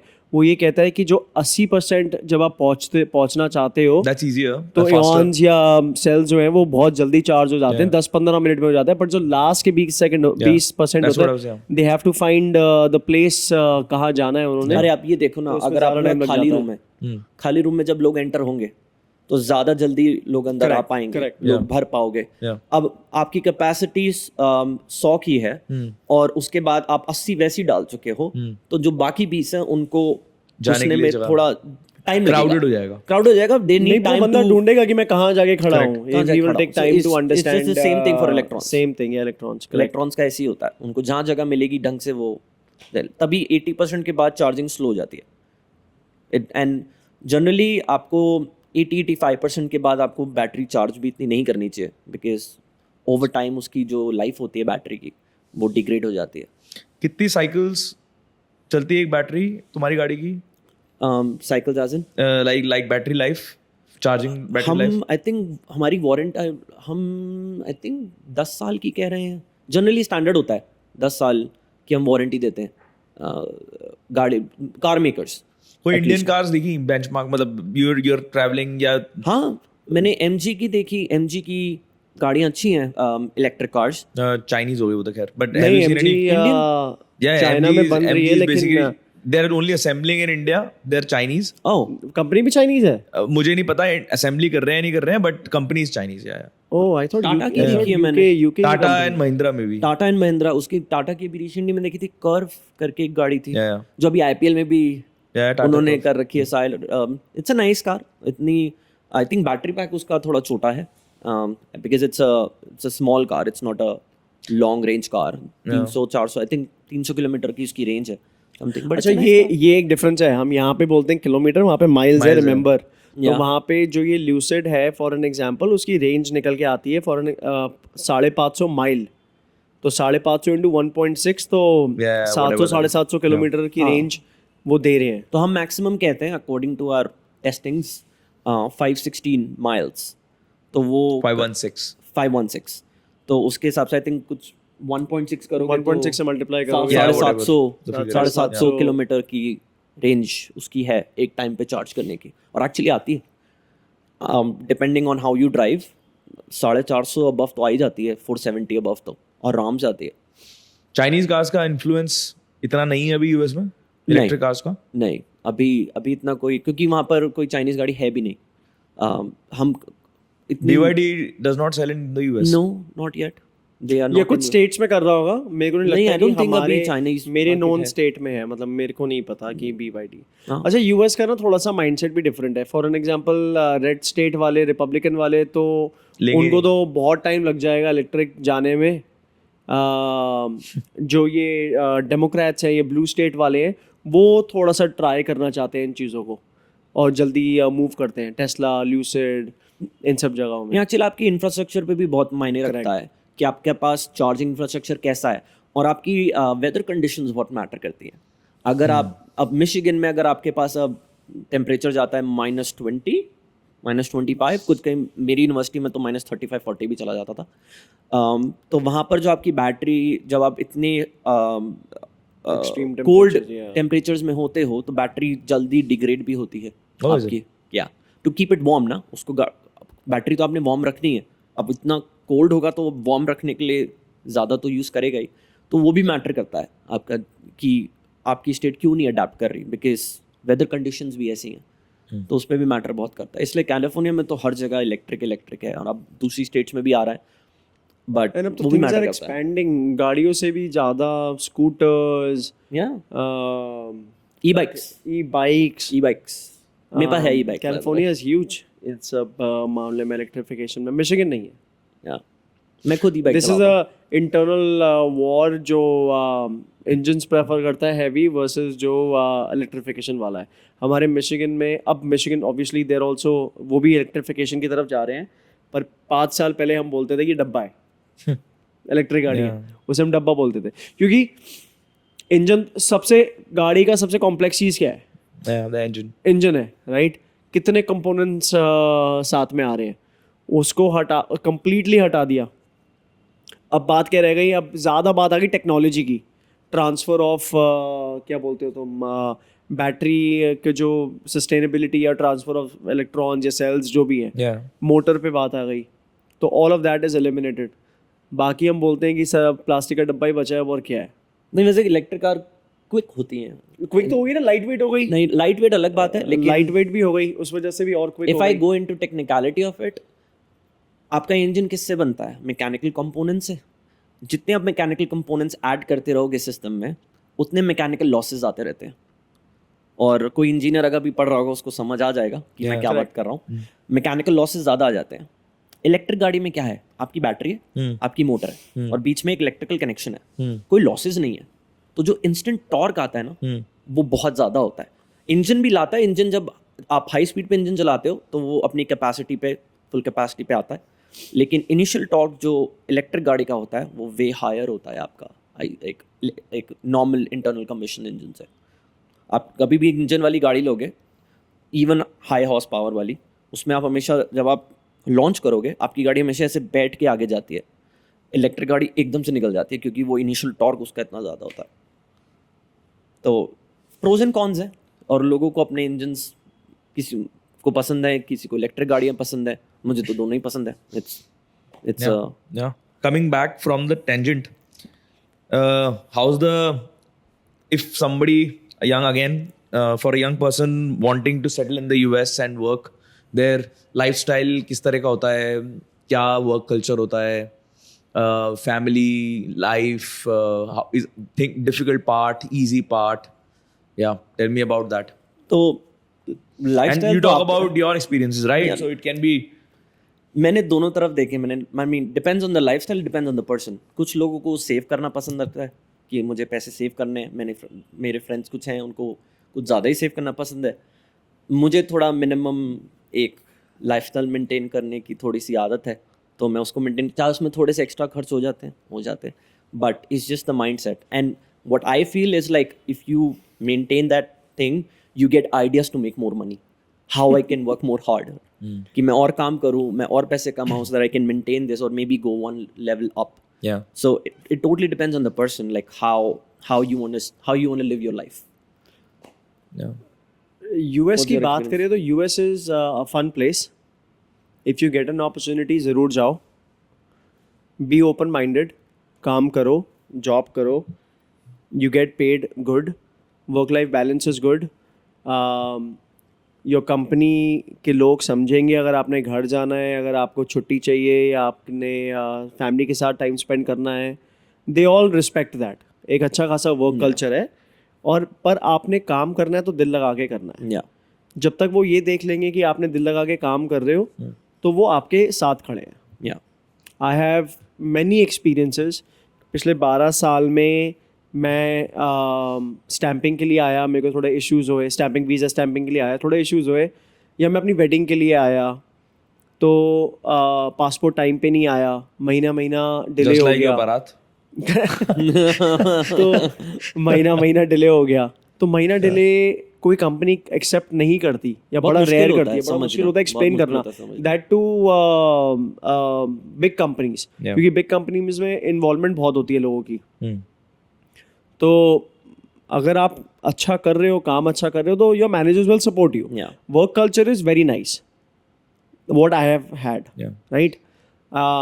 कोई मैंने अपने 12 साल में रेसिज्म नहीं You have not experienced I have despite not of experienced. living in a red state. मैं मिशिगन में था, तो Yeah, रेड मैंने स्टेट. भी नहीं देखा कभी. तो मैंने अभी तक रेसिज्म नहीं देखा. और यार टेक्निकली क्या है, अगर कोई एक्सपीरियंस करता भी है बच्चा या किसी के दिमाग में ये माइंडसेट है, कहाँ नहीं है. इंडिया में भी है. हर जगह ही है. हर जगह है यार, कहाँ नहीं है. और आप थोड़ा सा उन जगहों को थोड़ा सा अवॉइड करो, या अगर आप किसी ऐसे ऑल्टरकेशन में आते हो तो आप राइट लेफ्ट होके सीधा वहाँ से निकलने का सोचो. कन्फ्रंट मत करो. कन्फ्रंट क्यों करना है? Yeah. आप जस्ट अपना काम अपना एंजॉय करो ना यार, हर जगह है.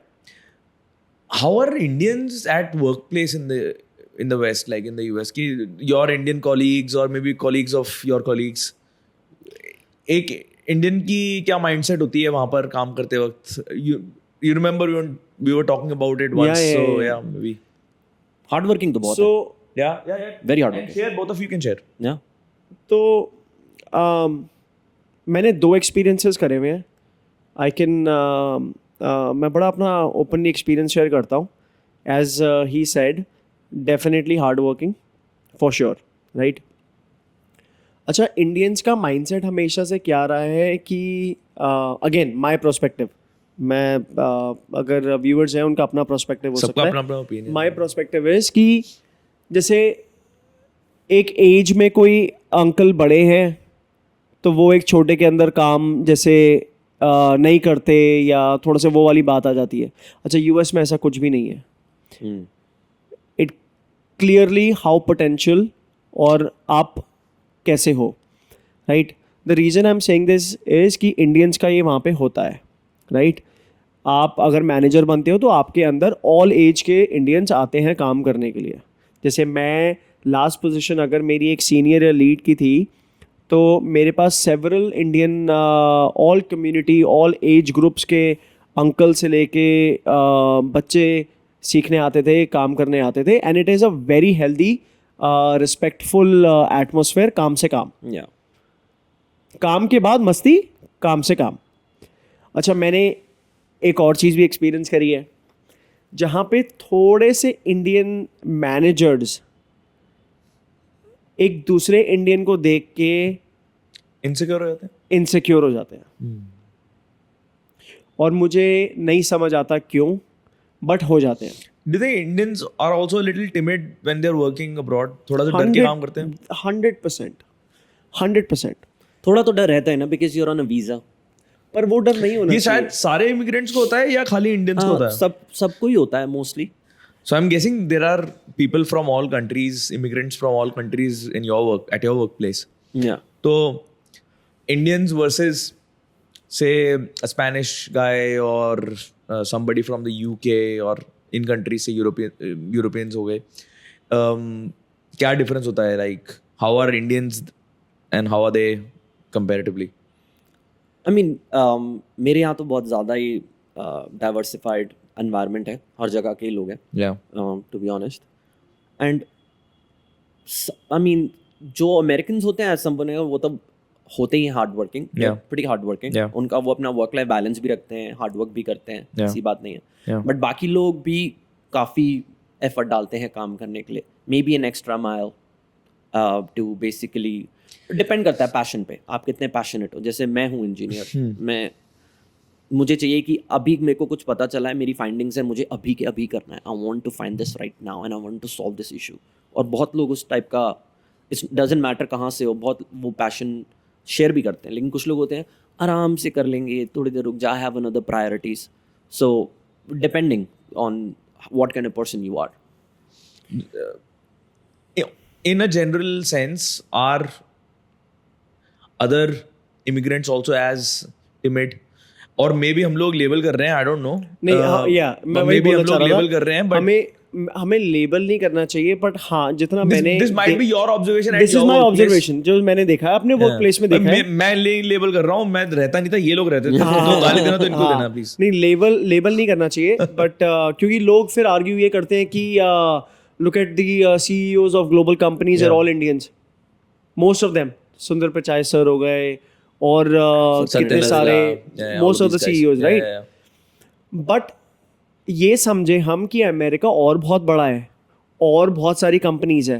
All what I am trying to say from this is कि हमारे अंदर जब हम वहाँ जाते हैं ना, तो थोड़ा सा या तो कॉन्फिडेंस की कमी होती है, या हम थोड़ा सा डर के रहते हैं कि यार जॉब से ना निकल जाए, यार मैं ये जवाब नहीं दे सकता, क्योंकि वो हमारा थोड़ा कल्चरल भी आ जाता है बीच में. वो तो अभी भी है कि बड़ों की रिस्पेक्ट से बात करनी है. तभी तो तेरे को बात काटने दे रहा ना अपनी. जैसे यहाँ अगर ये मुझे भैया बोलेगा, वहाँ मुझे सैम संभव, राइट. मैं वहाँ अगर अपने बॉस को जो मुझसे 20 साल बड़ा है नाम से ना बुलाऊं तो वो ऑफेंस ले लेता है. तो थोड़ा सा कल्चरल डिफरेंस भी आ जाता है. बट आई थिंक कि जितना मैंने नोटिस किया है, द इंडियन बच्चे जितने हैं वहाँ पे, they need to come out more, और उनको अपने जो अंदर है ना वो बोल देना चाहिए. मतलब अंदर ना रखें. little more bold. They need to be little more bold, little bit on the management side, little bit more commanding. तुम करवाने वाला बोल्डनेस रखो अपने अंदर, rather than always being a yes sir. हम वहाँ पे जाके yes sir बन जाते हैं और ये yes में बन जाते हैं. ठीक है ना. तो अगर आप हमेशा yes करते रहोगे, आप You gotta take a stand. करोगे. You have to take a stand. And if you don't like or agree with something, you gotta mention that. Correct. You have to take a stand. क्योंकि Indians बहुत है वहाँ पे, and everybody is doing very well. But मैं सिर्फ ये कहना चाह रहा हूँ कि they have more potential to go on a very better place. मतलब मैं तो ये कहता हूँ कि हमारे पास हम टेक्नोलॉजी हमें पता है, इंजीनियरिंग बैकग्राउंड, टेक्निकल बैकग्राउंड हमारा है, तो बचा क्या? सिर्फ मैनेजमेंट का बैकग्राउंड ही तो बचा. और मैनेजमेंट आपने कर ली, लेकिन उसके बाद कंपनीज देखती है हाउ कॉन्फिडेंट यू आर, या how bold you are in making your statements और making the other person influence, की आपने कितनी जल्दी दूसरे को इन्फ्लुएंस कर दिया. उसमें हम लोग, मैंने नोट किया है कि बच्चे लैक करते हैं, और इसीलिए हम सिर्फ इंजीनियर्स, सीनियर इंजीनियर्स ही रह जाते हैं. हम मैनेजमेंट लेवल पे थोड़ा कम जाते हैं. थोड़ा आई मीन संभव ने बोला बोल्ड, आई मीन इतना भी बोल्ड मत बनो कि सब कुछ अनफिल्टर्ड सब बोल दिया तुमने, मत करो. You need to be smart. It's not, I mean professional नहीं लगता. So be little bit more professional about things. If your dad is not as rich, then maybe be a little nicer. But hey, overall you have to be nice. Yeah, I'm just you messing. have to be nice. So unfiltered isn't ही कुछ भी बोल दो, वो भी इतना acceptance नहीं आता उस चीज का, गलत मैसेज चला जाता है. मेरा कहने का सिर्फ ये था कि जैसे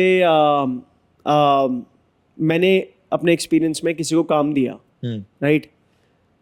एक न्यू कैंडिडेट इंडिया से वर्किंग अंडर मी, उसको मैंने काम दिया and I told him to do this. उसने वो करके लाया, अच्छा उसने वो सही कर दिया, करेक्ट. 2 दिन बाद मुझे पता लगता है कि उसने एक ऑप्शन बी भी निकाला था, which was much better than the instruction I gave him. But he wasn't confident enough to tell you. To tell me, share with me, या मेरे को बताने में. क्योंकि मेरे साथ मेरे और बॉसेस भी थे जहाँ पे he was showing his work. तो ऐसा नहीं है कि, और मैं ये भी क्लियर कर दूँ, कुछ लोग ये भी हो सकता है माइंड से ये सोचे कि तुम लोगों ने उसको डराया होगा या तुम लोगों ने ऐसा माहौल किया होगा. It is a very open माहौल. कोई डराता नहीं है. It is a very open माहौल. It is a very flexible माहौल. But all what I am trying to say is कि अगर वो वहाँ पे ये चीज़ बोलता तो उसका और एक प्लस पॉइंट निकल के आता, और हमारे जैसे फॉर एन एग्जांपल हम उसे और रेकमेंड करते आगे कि यार he is a smart guy and he is also one step ahead of what we are thinking. लोग इसमें थोड़ा सा वो हो जाते हैं कि नहीं मैं नहीं बता रहा, मेरे को ये बोला है करने को, मैं यहीं से यहीं किताब गड़बड़ हो गई तो correct. And obviously as Vaibhav said, तुम्हें सिचुएशन देख के सारा काम करना पड़ता है. तुम्हें you need to be smart enough. ऐसा नहीं कि सभी बोल दो कि सर आपने जो ऑप्शन ए दिया है वो तो बहुत ही बेकार है, ये क्या दिया आपने, please don't do this. But be open about कि सर आई थिंक कि ये भी हम कर सकते हैं और ये मैंने करा है और ये हमें बेटर रिजल्ट्स देगा. And at the same time, as an engineer, senior engineer, you should also have an open mind. कि learning is a continuous process. तुम senior manager बन गए इसका मतलब ये नहीं कि तुम्हें सब पता है. किसी को सब नहीं पता है. अगर एक intern कुछ समझा रहा है, maybe he comes with a fresh idea which you don't know, which you have never experienced. तो respect that and be open to that. Yeah. Okay. So हमने broadly the start of the journey from how somebody can get there, get jobs, work culture, politics, cultural aspects of it, lifestyle, इस सब के बारे में broadly बात कर ली, कुछ गाड़ियों के बारे में बात कर ली. सबसे important बात, पैसा कितना मिलता है. So if you are starting as an engineer there, it could be automobile or software or whatever, as per your knowledge and experiences.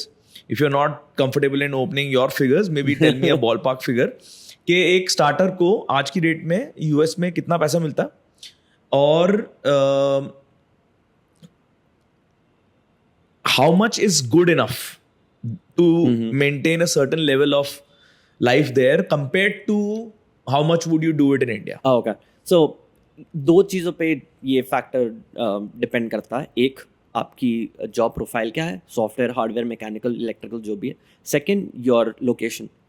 जो मिशिगन में एक हार्डवेयर इंजीनियर को मिलेगी वो बहुत अलग होगी जो कैलिफोर्निया में मिलेगी. Talk about Bay Area.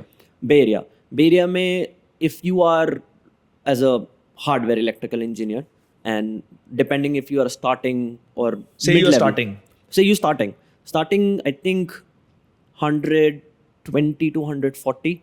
120 तो 1,20,000 से 1,40,000 US dollars per year. आपको उसके बाद Bay Area roughly 10 to 12,000 USD per month. That's before taxes. Before tax. Tax कितना? Tax I think 30-35% है. 30%. डिपेंड करता है. 28 से शुरू हो जाता है और फिर आपके ब्रैकेट के हिसाब से 30-32. इसको थोड़ा सा ब्रेक डाउन करते हैं. So I am getting as a starting position, I am getting 10,000 US dollars per month. Now break it down कि कहाँ खर्चा किया और कितना रेंट में गया, कितना टैक्स दिया. So अगर 120 ले लेते हैं. 120 के हिसाब से आपने बोला 10,000, उसमें आपका टैक्सेस तो अराउंड 30% कट जाएगा. That's your taxes. उसके बाद 7,000 बचे. उसमें आपके वहाँ पर बहुत महंगे आपके वो होते हैं rent. If you're living with someone, great, you can do that. But क्योंकि उसमें फिर हाफ हो जाता है आपका rent. But if you're living by yourself, somebody's, क्योंकि नया बंदा जाएगा या बंदी जाएगी, so they're going to stay with somebody. One bedroom flat in Bay Area is about on an average like $2,500 to $3,000. $3,000. Say suppose I'm sharing with somebody, तो मैं कितना पैसा दूंगा? 1,500-1,600 में हो जाएगा. 1,500 मान लूं. 1,500. So now you left with 5,500 US. या 55. फिर आप डिपेंड करता है आपने गाड़ी ले रखी है. नहीं ले रखी मैंने गाड़ी. आपको वैसे बोलना शुरू में बड़ा अच्छा लगता है सुनने में. आप 6 महीने निकाल लोगे, आपको गाड़ी चाहिए. आपको पहले दिन से चाहिए. Okay. आप नहीं US में गाड़ी चाहिए. मतलब if you're living in the Bay Area, this is for all the parents also. What about but if you're somebody is living in New York, they don't need a car really. No. हाँ, you're right. मैं specific बे area की बात कर रहा हूँ या मैं suburb की बात कर रहा हूँ. जैसे आप सिटी से अगर बाहर आ जाते हो, सिटी में ट्रांसपोर्ट सिस्टम बहुत अच्छा है और आपको सिटी के विद इन रहना है तो ठीक है. बाहर जाना आप रेंट कर लो, वॉकिंग भी अच्छी रहती है. पर सबर्ब में जाते हो थोड़ा सिटी से बाहर तो आपको गाड़ी चाहिए. हर चीज बहुत दूर है. तो 1,500 गए, 5,500 बचे. 5,500 के बाद गाड़ी ली. गाड़ी का मंथली EMI क्या जाता होगा? मंथली अगर आपके पास एक स्टैंडर्ड अच्छी डिसेंट गाड़ी है तो आपकी EMI चली जाएगी तो $300-400. 500 मान लूं. 500 500 बहुत अच्छी हो गई, अच्छा बहुत अच्छी like हो a गई। premium हो गई, So 300 300 400 50 200 is okay, हाँ you हो got जाए। फिर 50 उसके बाद 200 इंश्योरेंस होती है गाड़ी की, वो भी आपकी 150 मान ही लो एक्स्ट्रा, 5000 बचे मेरे पास। 5000 बचे हैं Yeah. आपके पास। फिर आपके अब डिपेंड करता है आप कैसे खाना वाना करते हो। पर इसमें और चीजें भी तो भूल रहे हैं, correct me if I am wrong, इसमें हम लोग मेडिकल इंश्योरेंस काउंट नहीं कर रहे हैं, Yeah, tell me all of that. वो तो मेडिकल इंश्योरेंस आप- कंपनी कवर करती है ना। पर वो फिर कट के आते हैं ना, वो 10,000 थोड़ी ना मिलते हैं। नहीं नहीं मेरी इतनी नहीं कटती, मेरी like they have good plans. मेरा मे बी पर पे चेक 10 या $12 कटता होगा, Okay, अच्छा। not bad. Oh. Because I am a single person. Right. मेरी कोई डिपेंडेंसी नहीं है, मुझे कोई high like low deductible plans नहीं लेने। आई am a healthy guy, so So 5,000 you left with. After that, miscellaneous expenses of if you say are staying grocery. होम, या ग्रोसरी आपकी महीने की आप मिनिमम $400-500 की तो मिनिमम मान लो लगी जाती है। गलती से कॉस्को चले गए तो अब फिर तो आप चलो 500 मान लूं मैं, 4500. 4500 if you're going out eating, an average drink is about like $15 there. Another 500. 500-600 So 4,000. आपके पास लमसम में बचता मेरे कितना है? ख्याल से 2-3 हज़ार बच जाएगा। 2-3 हजार बचता है। 2-3 हज़ार महीने का बच इसमें आपने you've lived a very good life. a decent life। A good life, going out on weekends, meeting with people, driving your own car, eating good food, Yeah. good grocery, Yeah. everything. Netflix भी देख रहे हो, सब कुछ कर रहे हो, Correct, this yeah, stuff, yeah, right? yeah. So you left with 2,000 or $2,000 US to yeah, if you are earning 10K a if month, you're 10K a month, right? Yeah. Okay, that's Bay Area, and this is your savings. Yeah, Right. yeah. What about some यार city like? Lump sum करता हुआ Michigan का भी same आता है, पर अब आप क्या करो कि No, but we'll start from the beginning. If you're a fresher and if you get a job in say Michigan State or in New York, what अच्छा, would द थिंग इज कि थोड़ा सा इसने पहले बड़ा अच्छी बात बोली कि स्टेट पे डिपेंड करता है और आप कौन से सेगमेंट में काम कर रहे हो, सेक्टर में, वो बड़ा इंपॉर्टेंट है। मैन्युफैक्चरिंग में इतना पैसा नहीं है, राइट?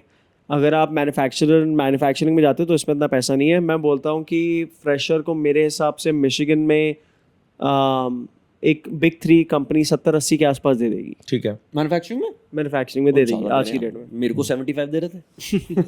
70-80 तक दे देते हैं, Yeah. राइट? तो टेक्निकली क्या हुआ कि मिशिगन में फिर आप जो ये कॉस्ट ऑफ लिविंग है वो आप ड्रास्टिक रिड्यूस कर देते हो। जब आपका 40% के आसपास रिडक्शन आया इन पे, तो वो सारा कॉम्पनसेट हो जाता है आपका in reduction in stay. Yeah. जो आपका यहाँ पे 3,000 का फ्लैट था वो आपको मिशिगन में मिल जाएगा 1200 का। 1200-1300 में। जो ग्रोसरीज आपकी 2,000 की आ रही है वो यहाँ पे आ जाएंगी 1,000 रुपए की। ड्रास्टिक चेंज आ I'll जाता है। give you an example. मैं अपने फ्रेंड के साथ मिशिगन में रहता था, अपार्टमेंट था हमारा $1200 का, अब मे बी 1500-1600 हो गया होगा, उससे ज़्यादा नहीं हुआ होगा। 2 बेडरूम 2 बाथ, मैं रेंट देता था अराउंड 600-650। अब यहाँ आकर सीधे ही How much drastic rent are you paying now? I live by my self, तो मेरा रेंट आता है अबाउट विद यूटिलिटीज 2700। ऑलमोस्ट 3,000 ही हो गया। या That's like 2.5 lakh रुपए a month. या या which is huge. Yeah, it's a lot. और कैलिफोर्निया तो मेरे को लगता है आने वाले टाइम पे और एक्सपेंसिव की तरफ जा रहा है। It is Yeah. Getting very expensive. Inflation बहुत हाई है वहाँ पर। हर मैंने स्टार्ट किया था रेंट 3 साल पहले 2200 समथिंग से, Yeah. नाउ मैं 2700। Yeah. तो महंगा है। California is expensive place for sure. So when you are planning, अगर आप सोच रहे हो कि आप जाने वाले हो US, so you got to keep these things in mind, which Yeah. area you're going and Yes. how you can save money, right? Coming, yeah, you want to say something? मैं सिर्फ ये कह रहा था कि अगर आप हस्बैंड वाइफ दोनों काम कर रहे हो Hmm.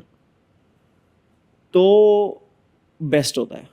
True, you can even bye a house. But फिर आपका थोड़ा सा ये हो जाता है कि आपका टाइम सारा लग गया जॉब में, राइट? बिकॉज फिर बच्चे अगर आपके होते हैं तो वो थोड़ा सा प्रॉब्लमेटिक हो जाता है। बच्चे फिर डे केयर जा रहे हैं, वो एक्सपेंसेस हैं, आप थोड़ा कम टाइम स्पेंड कर रहे हो। बट अगर आप हस्बैंड वाइफ दोनों जॉब कर रहे हो तो यू कैन लिव आसानी से एक सैलरी के ऊपर, और एक सैलरी आप कंप्लीटली सेव कर लेते हो। Yeah.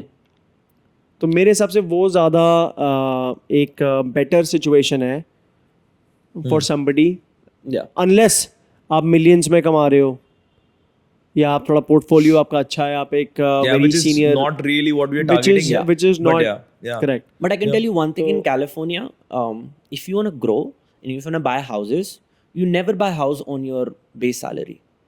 आप वहाँ जैसे मिशिगन में इट्स नॉट द ट्रेंड कि वहाँ पर आपको कंपनी के स्टॉक्स भी मिलते हैं। यहाँ पर आपको कंपनी के स्टॉक्स मिलते हैं, आपको स्टॉक्स वेस्ट होते हैं, और अगर कंपनी ग्रो हुई और आपके स्टॉक्स की वैल्यू पर गई then you are making more money. तो वहाँ पर कोई बेस सैलरी पे इतना डिपेंडेंट नहीं रहता है टू बाय अ हाउस और plan their future. This comes, वो जो ये कह रहा है, this comes back to Startup culture. Startup culture, Yeah. क्योंकि स्टार्टअप कल्चर को उसको आपको अट्रैक्ट ESOPs करना वगैरह है, मिलते हैं, Yeah. तो वो आपको बेनिफिट्स देता है जब आपको हायर करता है।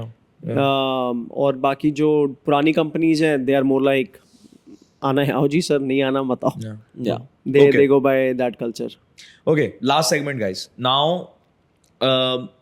there is a huge wave of people also coming back to India, and India's story is on the rise, and people are talking about the India story. So you came back as well, right? And you might know other people who are also moving back or have already moved back. So what's the scenario? What's the story like there? यार I can And generalize. बात करेंगे? I will share my story. Yeah. तो my main focus of coming back, जैसे मैंने शुरू में भी बोला था कि मैंने तो हमेशा से ही आना था, वो तो बस एक पहली जॉब मिली जिसने मुझे इतना अट्रैक्ट किया और इतना कुछ दिया over time, so I stayed, right. तो मेरा सबसे पहले आने का रीज़न था फैमिली, क्योंकि आपको ये समझना है कि जब आप यूएस में रहते हो और आपकी फैमिली पेरेंट्स यहाँ हैं, तो you need to be mentally prepared if you want to stay there, correct. वरना होता क्या है कि one generation always suffers. For an example, this is only my prospective, right, कि मेरे पेरेंट्स वहाँ पे आके सेटल नहीं होंगे, तो अब मैं यूएस में, मेरे पेरेंट्स यहाँ, तो आई डिसाइडेड कि let's go back and let's understand the market in India, because India is booming as well. And the reason India is booming, mainly what I am figuring it out right now is कि हमारे पास labor है, cheap labor है, market exposure, it's market huge है, buying capacity लोगों की बढ़ गई है, स्पेंडिंग कैपेसिटी बढ़ गई, spending capacity बढ़ गई है, तो all these are things happening in India right now. तो आई फेल्ट कि मुझे लगता है कि मैं अभी भी 5 साल लेट हूँ, पर मेरे को एक टाइम पे ऐसा लगा कि let's go back and explore कि इंडियन मार्केट आज की डेट में क्या कर रही है। तो that's a thought that I had, क्योंकि जॉब तो चल ही रही थी और जॉब कंसिस्टेंटली चलती, पर मन कुछ और था, मन था कि अपना कुछ करते हैं, जॉब से बाहर निकलते हैं। These are common challenges जो लोग फेस कर रहे हैं आज की डेट में। लाइक जितने मैंने भी बहुत सारे लोगों से बात करी, just like you, a lot of people who are living abroad, एक तो फैमिली बहुत बड़ा इशू होता है कि the whole culture that we have, you can take an Indian out of India, but you can't take India out of the Indian. Absolutely, वो वाली बात है, right? Absolutely. So वहाँ पर जब आप जाते हो तो आप अपनी फैमिली, कल्चर, एवरीथिंग मिस करते हो। Yeah. Secondly, the India story, the growth that India is providing you right now, the opportunities is not really there in the West at the moment in the US, right? And correct. यार देखो, बहुत lucky होते हैं लोग, Indian specially वहाँ पे, जिनका circle बन जाता है with in Indian communities, and it is good, right, और बनना भी चाहिए, पर और लोगों का नहीं बन पाता यार, इतना ज़्यादा लोगों का नहीं बन पाता, ज़्यादा लोगों का नहीं बन पाता, because everybody is busy in job job job job job. आप मंडे से फ्राइडे, या कुछ लोग मंडे से सैटरडे शाम के 6 बजे तक तो जॉब ही कर रहे हो, और आपने जल्दी सोना है क्योंकि आपने जल्दी उठना है, और आपके जॉब में लिमिटेड अमाउंट ऑफ इंडियंस हैं, वो अलग सेगमेंट में है, अलग सेक्टर में है, तो इतना सर्कल नहीं बन पाता।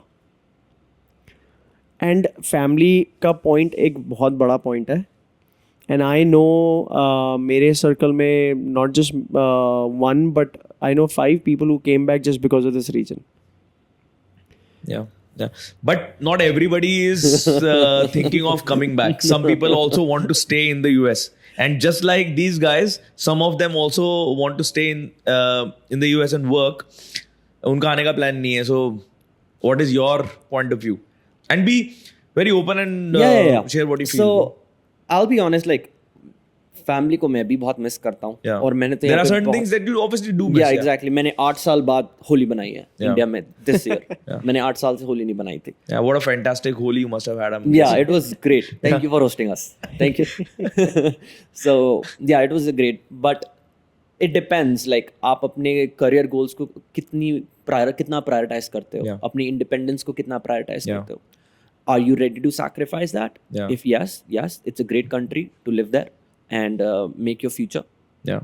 But if you feel like no, I love my family more. ऐसा नहीं है. मैं family Well, प्यार not करता that you love your family less, but Yes. obviously you're passionate about your career and you have to make it right. Yes. Make it there. Yes. और वही वाली बात आ जाती है कि किसको क्या सूट करता Yeah, है yeah. किसको क्या Yeah, सूट करता yeah, है. He is more comfortable in that lifestyle Yeah. और वो अब 8 साल से है तो he is more embedded towards और इट या मुझे वर्क कल्चर काफ़ी पसंद आता है वहाँ करने के लिए so that's one of the factors but in the end it depends how career oriented you are and what are you willing to sacrifice for that Yeah. Simple मैं थोड़ा देसी माइंडसेट Yeah. तो I was like Yeah. Let's go will figure it out And that's the two kind of people who probably are watching this podcast right now. Yeah. And I think I'm lucky enough to have both you guys here who have this contrasting opinion about staying in the US and working there. या correct Luckily also from the automobile sector. Luckily also engineers who've studied in India and then went abroad to study. Right? So very similar story. मैंने भाई को follow किया लेकिन पूरा follow नहीं किया But fun. Yeah, I mean, but I to each one his own, right, bro? I would say कि जैसे बच्चे अपकमिंग जो बच्चे हैं yeah. आई वुड से कि if you get an opportunity to go please To go go. Please go जरूर जाओ Yeah. Job मतलब यूनिवर्सिटी जाओ जॉब भी करो कल्चर समझो सीखो या और अगर उसके बाद आपका माइंडसेट जिस भी डायरेक्शन में जाता है वो स्टेप अप लो talking to your family talking if you are married talking to your wife looking at your kids future whatever you do at that time that is your decision as per किस time पे आप हो चाहे exposure लेके वापस आ Yeah. जाओ I give you small example मैं जब यहाँ से फर्स्ट टाइम गया था 2017 में I was not that fluent in talking in English मेरे पहले माइंड में हिंदी से इंग्लिश प्रोसेस होता था फिर जाके मैं बोलता था और उसमें भी कभी कभी फंबल हो जाता था but the more I had an exposure लोगों से बात करके रोज़ अमेरिकन अलग अलग एक्सेंट के लोग होते हैं उनके एक्सेंट समझने में प्रॉब्लम आती है अभी भी आती है मुझे तो अभी भी कभी कभार नहीं आता समझ मेरा to be एक्सेंट honest. समझ में नहीं आता इट्स लाइक फुल स्कॉटिश हाँ सो ये एक्सपोजर बहुत जरूरी है इससे कॉन्फिडेंस आता है Yeah. You gain more confidence और आपके सोशल स्किल्स भी बढ़ते हैं आपके कम्युनिकेटिव स्किल्स बढ़ते हैं तो you should definitely explore that Yeah. What are, and this is just a random question and maybe the last question of the podcast also. What are the top 2 learnings of your time in the States? So we'll start with either one, whoever chooses to. Top learnings तो Go ahead. मैं काम से related नहीं बोलूँगा Anything. मैं as a human being के respect में बोलूँगा Yeah. तो 2 चीज़ें जो बड़ी इंपॉर्टेंट है जो मैं कह रहा हूँ कि हर किसी को बाहर जाना चाहिए और सीखना घर से चाहिए बाहर निकलना चाहिए चाहे इंडिया से बाहर जाओ ना जाओ because not everybody can afford. Yeah. But you should Correct, at least correct. get out of your house. Yes 100% और काम Of करना your home, चाहिए yeah. एक लो Everyone लेवल should पे work. और लो लेवल से काम करना शुरू करना चाहिए चाहे आपकी खुद की कंपनी भी है फिर भी एक लो लेवल से काम करो अच्छा 2 चीज़ें जो मेरे को यूएस की काफ़ी अच्छी लगी is number 1 is respect for all जो इंडिया में Unfortunately नहीं है. अनफॉर्चुनेटली नहीं है और दूसरा जो मेरे को बड़ा अच्छा लगा इज़ पेशेंस या you need to have patience you need to have it in every respect अगर कोई चीज़ आपको अभी नहीं मिल रही है ज़रूरी नहीं है कि 2 साल बाद भी नहीं मिलेगी you stick with it you believe in yourself patience रखो and you will get it Yeah. Small example of standing in a queue at a grocery store, Yeah. right? एक दूसरे को काटते रहते हैं यहाँ Yeah. मैं तो रुक जाता हूँ मतलब Patience. हम लोग भी काटते हैं हाँ. we belong to the same society and same community not bashing our own country but this is we're talking about something that we can learn right Yeah. And specially जो मैं अभी 3-4 महीने में देख रहा हूँ इंडिया में we need to respect human beings Yes, 100%. हमें मतलब we need to respect everyone Doesn't matter वो क्या काम करता है, क्या कर रहा है, वो doesn't जमाना matter. चला गया है. अगर वो आपके लिए काम कर रहा है, अगर वो आपके लिए काम कर रहा है पैसों के लिए, आप भी किसी के लिए काम कर रहे हो पैसों के लिए. Correct. तो अगर आप किसी के पास जाते हो पैसे मांगने, तो आपकी टोन भी थोड़ी हल्की हो जाती है ना, Correct. तो उनकी भी हो जाती है. Yeah. Now just imagine yourself in that position, Yeah. Right? तो वो फ्री में काम नहीं कर रहे हैं आपके लिए. Yeah. तो बस ये थोड़ी सी That's चीजें हैं. your top two. That's Yeah. My top 2. Superb. Weber. I'll start with practical knowledge. थोड़ी वहाँ ज़्यादा थी, which are great learning. वहाँ पर it's more about कि हम practical like theoretical knowledge थोड़ी इंडिया में थोड़ी ज़्यादा, जो मेरे टाइम पे था, may be now it changed, but आपको वहाँ कोई भी कॉन्सेप्ट समझाया जाता है, it's more on a practical knowledge कि हाँ इसका रियल वर्ल्ड सिनेरियो में क्या आउटपुट होगा. तो वो एक कल्चरल शॉक था मेरा जब मैं यहाँ से वहाँ गया. मैं डिफरेंट इक्वेशंस तो सॉल्व कर रहा हूँ, लेकिन मैं वो क्यों कर रहा हूँ? सिर्फ एक लास्ट में आंसर लाने के लिए नहीं. मुझे उसका प्रैक्टिकल नॉलेज क्या है, उसका आउटपुट क्या है, वहाँ पर उसकी इम्पोर्टेंस पता चली, and then I gained that knowledge. Another thing is you have to be a good listener. You have to be a good listener. You have to be a good listener. नहीं सुनोगे, knowledge नहीं मिलेगी. आप सिर्फ अपने answer देने में लगे रहोगे तो किसी से आपको नॉलेज कैसे मिलेगी? You have to be a good listener. पहले रूम को जज करो, रूम में क्या बात चल रही है. लिसन. अभी भी मैं देखता हूँ कुछ नए पैशनेट नए फ्रेशर्स आते हैं इंजीनियर, तो उनको बस आंसर देना, उनको बस काम करना है. पहले समझो कि हो क्या रहा है और उसके बेसिस पे अपनी नॉलेज के हिसाब से आप आंसर दो. So that's really important. And the third thing is respect human being. Doesn't matter where that person is coming from, who they are, respect them. It's really really really important that आप उनको ढंग से treat करो. हाँ, कोई आपको वहाँ ढंग से ट्रीट नहीं करा, दैट्स सेपरेट थिंग, बट आप किसी को ये मत फील कराओ कि आप मेरे से नीचे ऊपर हो या या नीचे ऊपर हो. हो. Yeah. Equally. That will be my take. Awesome. Fantastic Yeah. session, guys. I have one had a last ball. thing to this. Yeah, I will yeah. say. It's more on when we talked about कि बच्चों को यहाँ से क्या, what's the way to go to the US.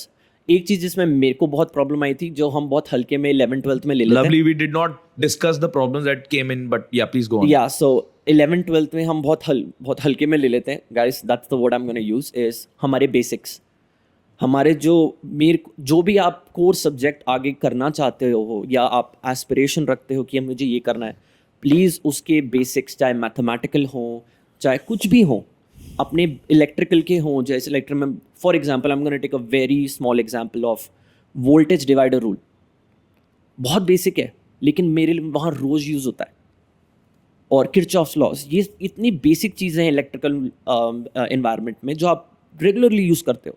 Please अपने basics को strong करो, क्योंकि वहाँ जाके जब आप कोर्सेज लोगे, आपको बेसिक्स ही सबसे पहले काम आएंगे. And I think अभी पढ़ाई की थोड़ी सी related बात होगी, तो I'll just add on something here also from my end and understanding is कि just like how from your branch the scope of jobs has improved in the US, as there are more and more electric vehicles, coming in the market, people like you are required more, right? Similarly, India में भी यही चीज होने वाली है अभी. So Yeah. it's maybe a good career option to go in for this field when you are young, when you are in college. Yeah. Maybe choose this field as well, क्योंकि India में भी ये सब अभी होने वाला है, right? होने ही वाला Yeah, होने है. वाला है. And we are going towards electrification. And just imagine कि हमारे इंडिया में ही कितनी डिमांड आने वाली है. Exactly. Like टाटा महिंद्रा पूरे इंडियन सोसाइटी को इलेक्ट्रिफिकेशन में सर्वाइव, मतलब प्रोवाइड नहीं कर पाएगा. You need more companies. Right? You need, or they need to be more big, or it will take a lot of time. So there is a lot of scope in every sector. Yeah. तो which is open to all. तभी हमने कहा था कि जिसके पास opportunity है वो ज़रूर जाए, एक्सपोजर ले, अंडरस्टैंड करे और उसके बाद अपना डिसीजन ले. Yeah. And also, not everybody needs to be an IITian to do it. No, Right? 100% no. You guys are not IITians. No. I'm not. So बहुत ही बेसिक पढ़ाई करी हमने. और बहुत ही बेसिक इंजीनियरिंग कॉलेज से, I am guessing both of you guys. Correct. UPT, Right? we both from UPT. आप लोग दोनों दिल्ली एवरेज मीडियोकर स्टूडेंट्स जिनको लेटर इन लाइफ समझ आया कि हाउ इम्पोर्टेंट एवरीथिंग इज. तो I am not gonna say कि you need to be IITian. You're absolutely right. Yeah. Just have, as he said, just have your basics clear and have a good approach towards whatever comes to you in life. Yeah. And आगे बढ़ो. मेरे कोई first division नहीं आई या कुछ नहीं आया. I was a very normal engineer. और तो उसके मेरी बाद फर्स्ट डिवीजन थी. फर्स्ट डिवीजन हाँ, ले मेरी आना. तो फर्स्ट डिवीजन भी नहीं थी शायद. फर्स्ट डिवीजन ले आना. फर्स्ट डिवीजन 75% होता, राइट? 60. ओ वो है फर्स्ट डिवीजन 60. हाँ वो है फर्स्ट डिवीजन ले आना और गाइस. डिस्टिंक्शन फर्स्ट डिवीजन के लिए डिस्टिंक्शन नहीं. Yeah, but that's fine. It's funny. That's important because admissions के लिए I we need think that. वैभव का जो सजेशन है वो जो जिन बच्चों की बेचारों की फर्स्ट डिवीजन नहीं आई उनके लिए भी है guys. So even if Please, yes. no you don't get first division, there is still scope. Do not get what's the right word? Discouraged or Yeah. do not Get disheartened in any of the process in your life. Yeah. Please. मतलब don't. Everyone should apply if they have Yeah. a will to do. जाओ, if they have a motivation सीखो, to do, please. वापस आना है वापस आ जाओ. And एक चीज है वहाँ जाकर प्लीज जब वहाँ जाओ and let's say that now we have reached the university, किसी की बातों में मत आओ कि तुम्हें ये कोर्स लेना चाहिए, तुम्हें वो course, this is good for your career, this is, तुम्हारा पूरा ब्लंडर हो जाएगा. Take course is what you love. अगर तुम उस सब्जेक्ट से प्यार नहीं करते हो नहीं कर पाओगे, बिकॉज एक तो कल्चर शॉक हो जाएगा क्योंकि वहाँ का पढ़ाई का सिस्टम बहुत अलग है. मेरे साथ हुआ था. I barely passed one of my courses which I took just because my friends told me that oh this is good for your career. Barely मैंने उसके बाद सेकेंड सेमेस्टर से व्हाट आई लव मैंने वो लिया एंड इट हेल्प मी. क्योंकि आपको ना जॉब मिल जाती है on the basis of courses also. Yeah. It doesn't have to be necessary that you have to be mechanical engineer. जैसे अगर मैकेनिकल इंजीनियर के अंदर अगर मैं एरोस्पेस का कोई कोर्स कर रहा हूँ और वो मुझे पसंद है तो मैं वो मेरे लिए वो फील्ड नहीं खुल जाती है. Yeah. और फिर मैं एक एरोस्पेस वर्ल्ड में भी इंटरव्यू के लिए जा सकता हूँ. As a backup. तो courses are, that's why he is saying कि कोर्सेज आर वेरी इंपॉर्टेंट.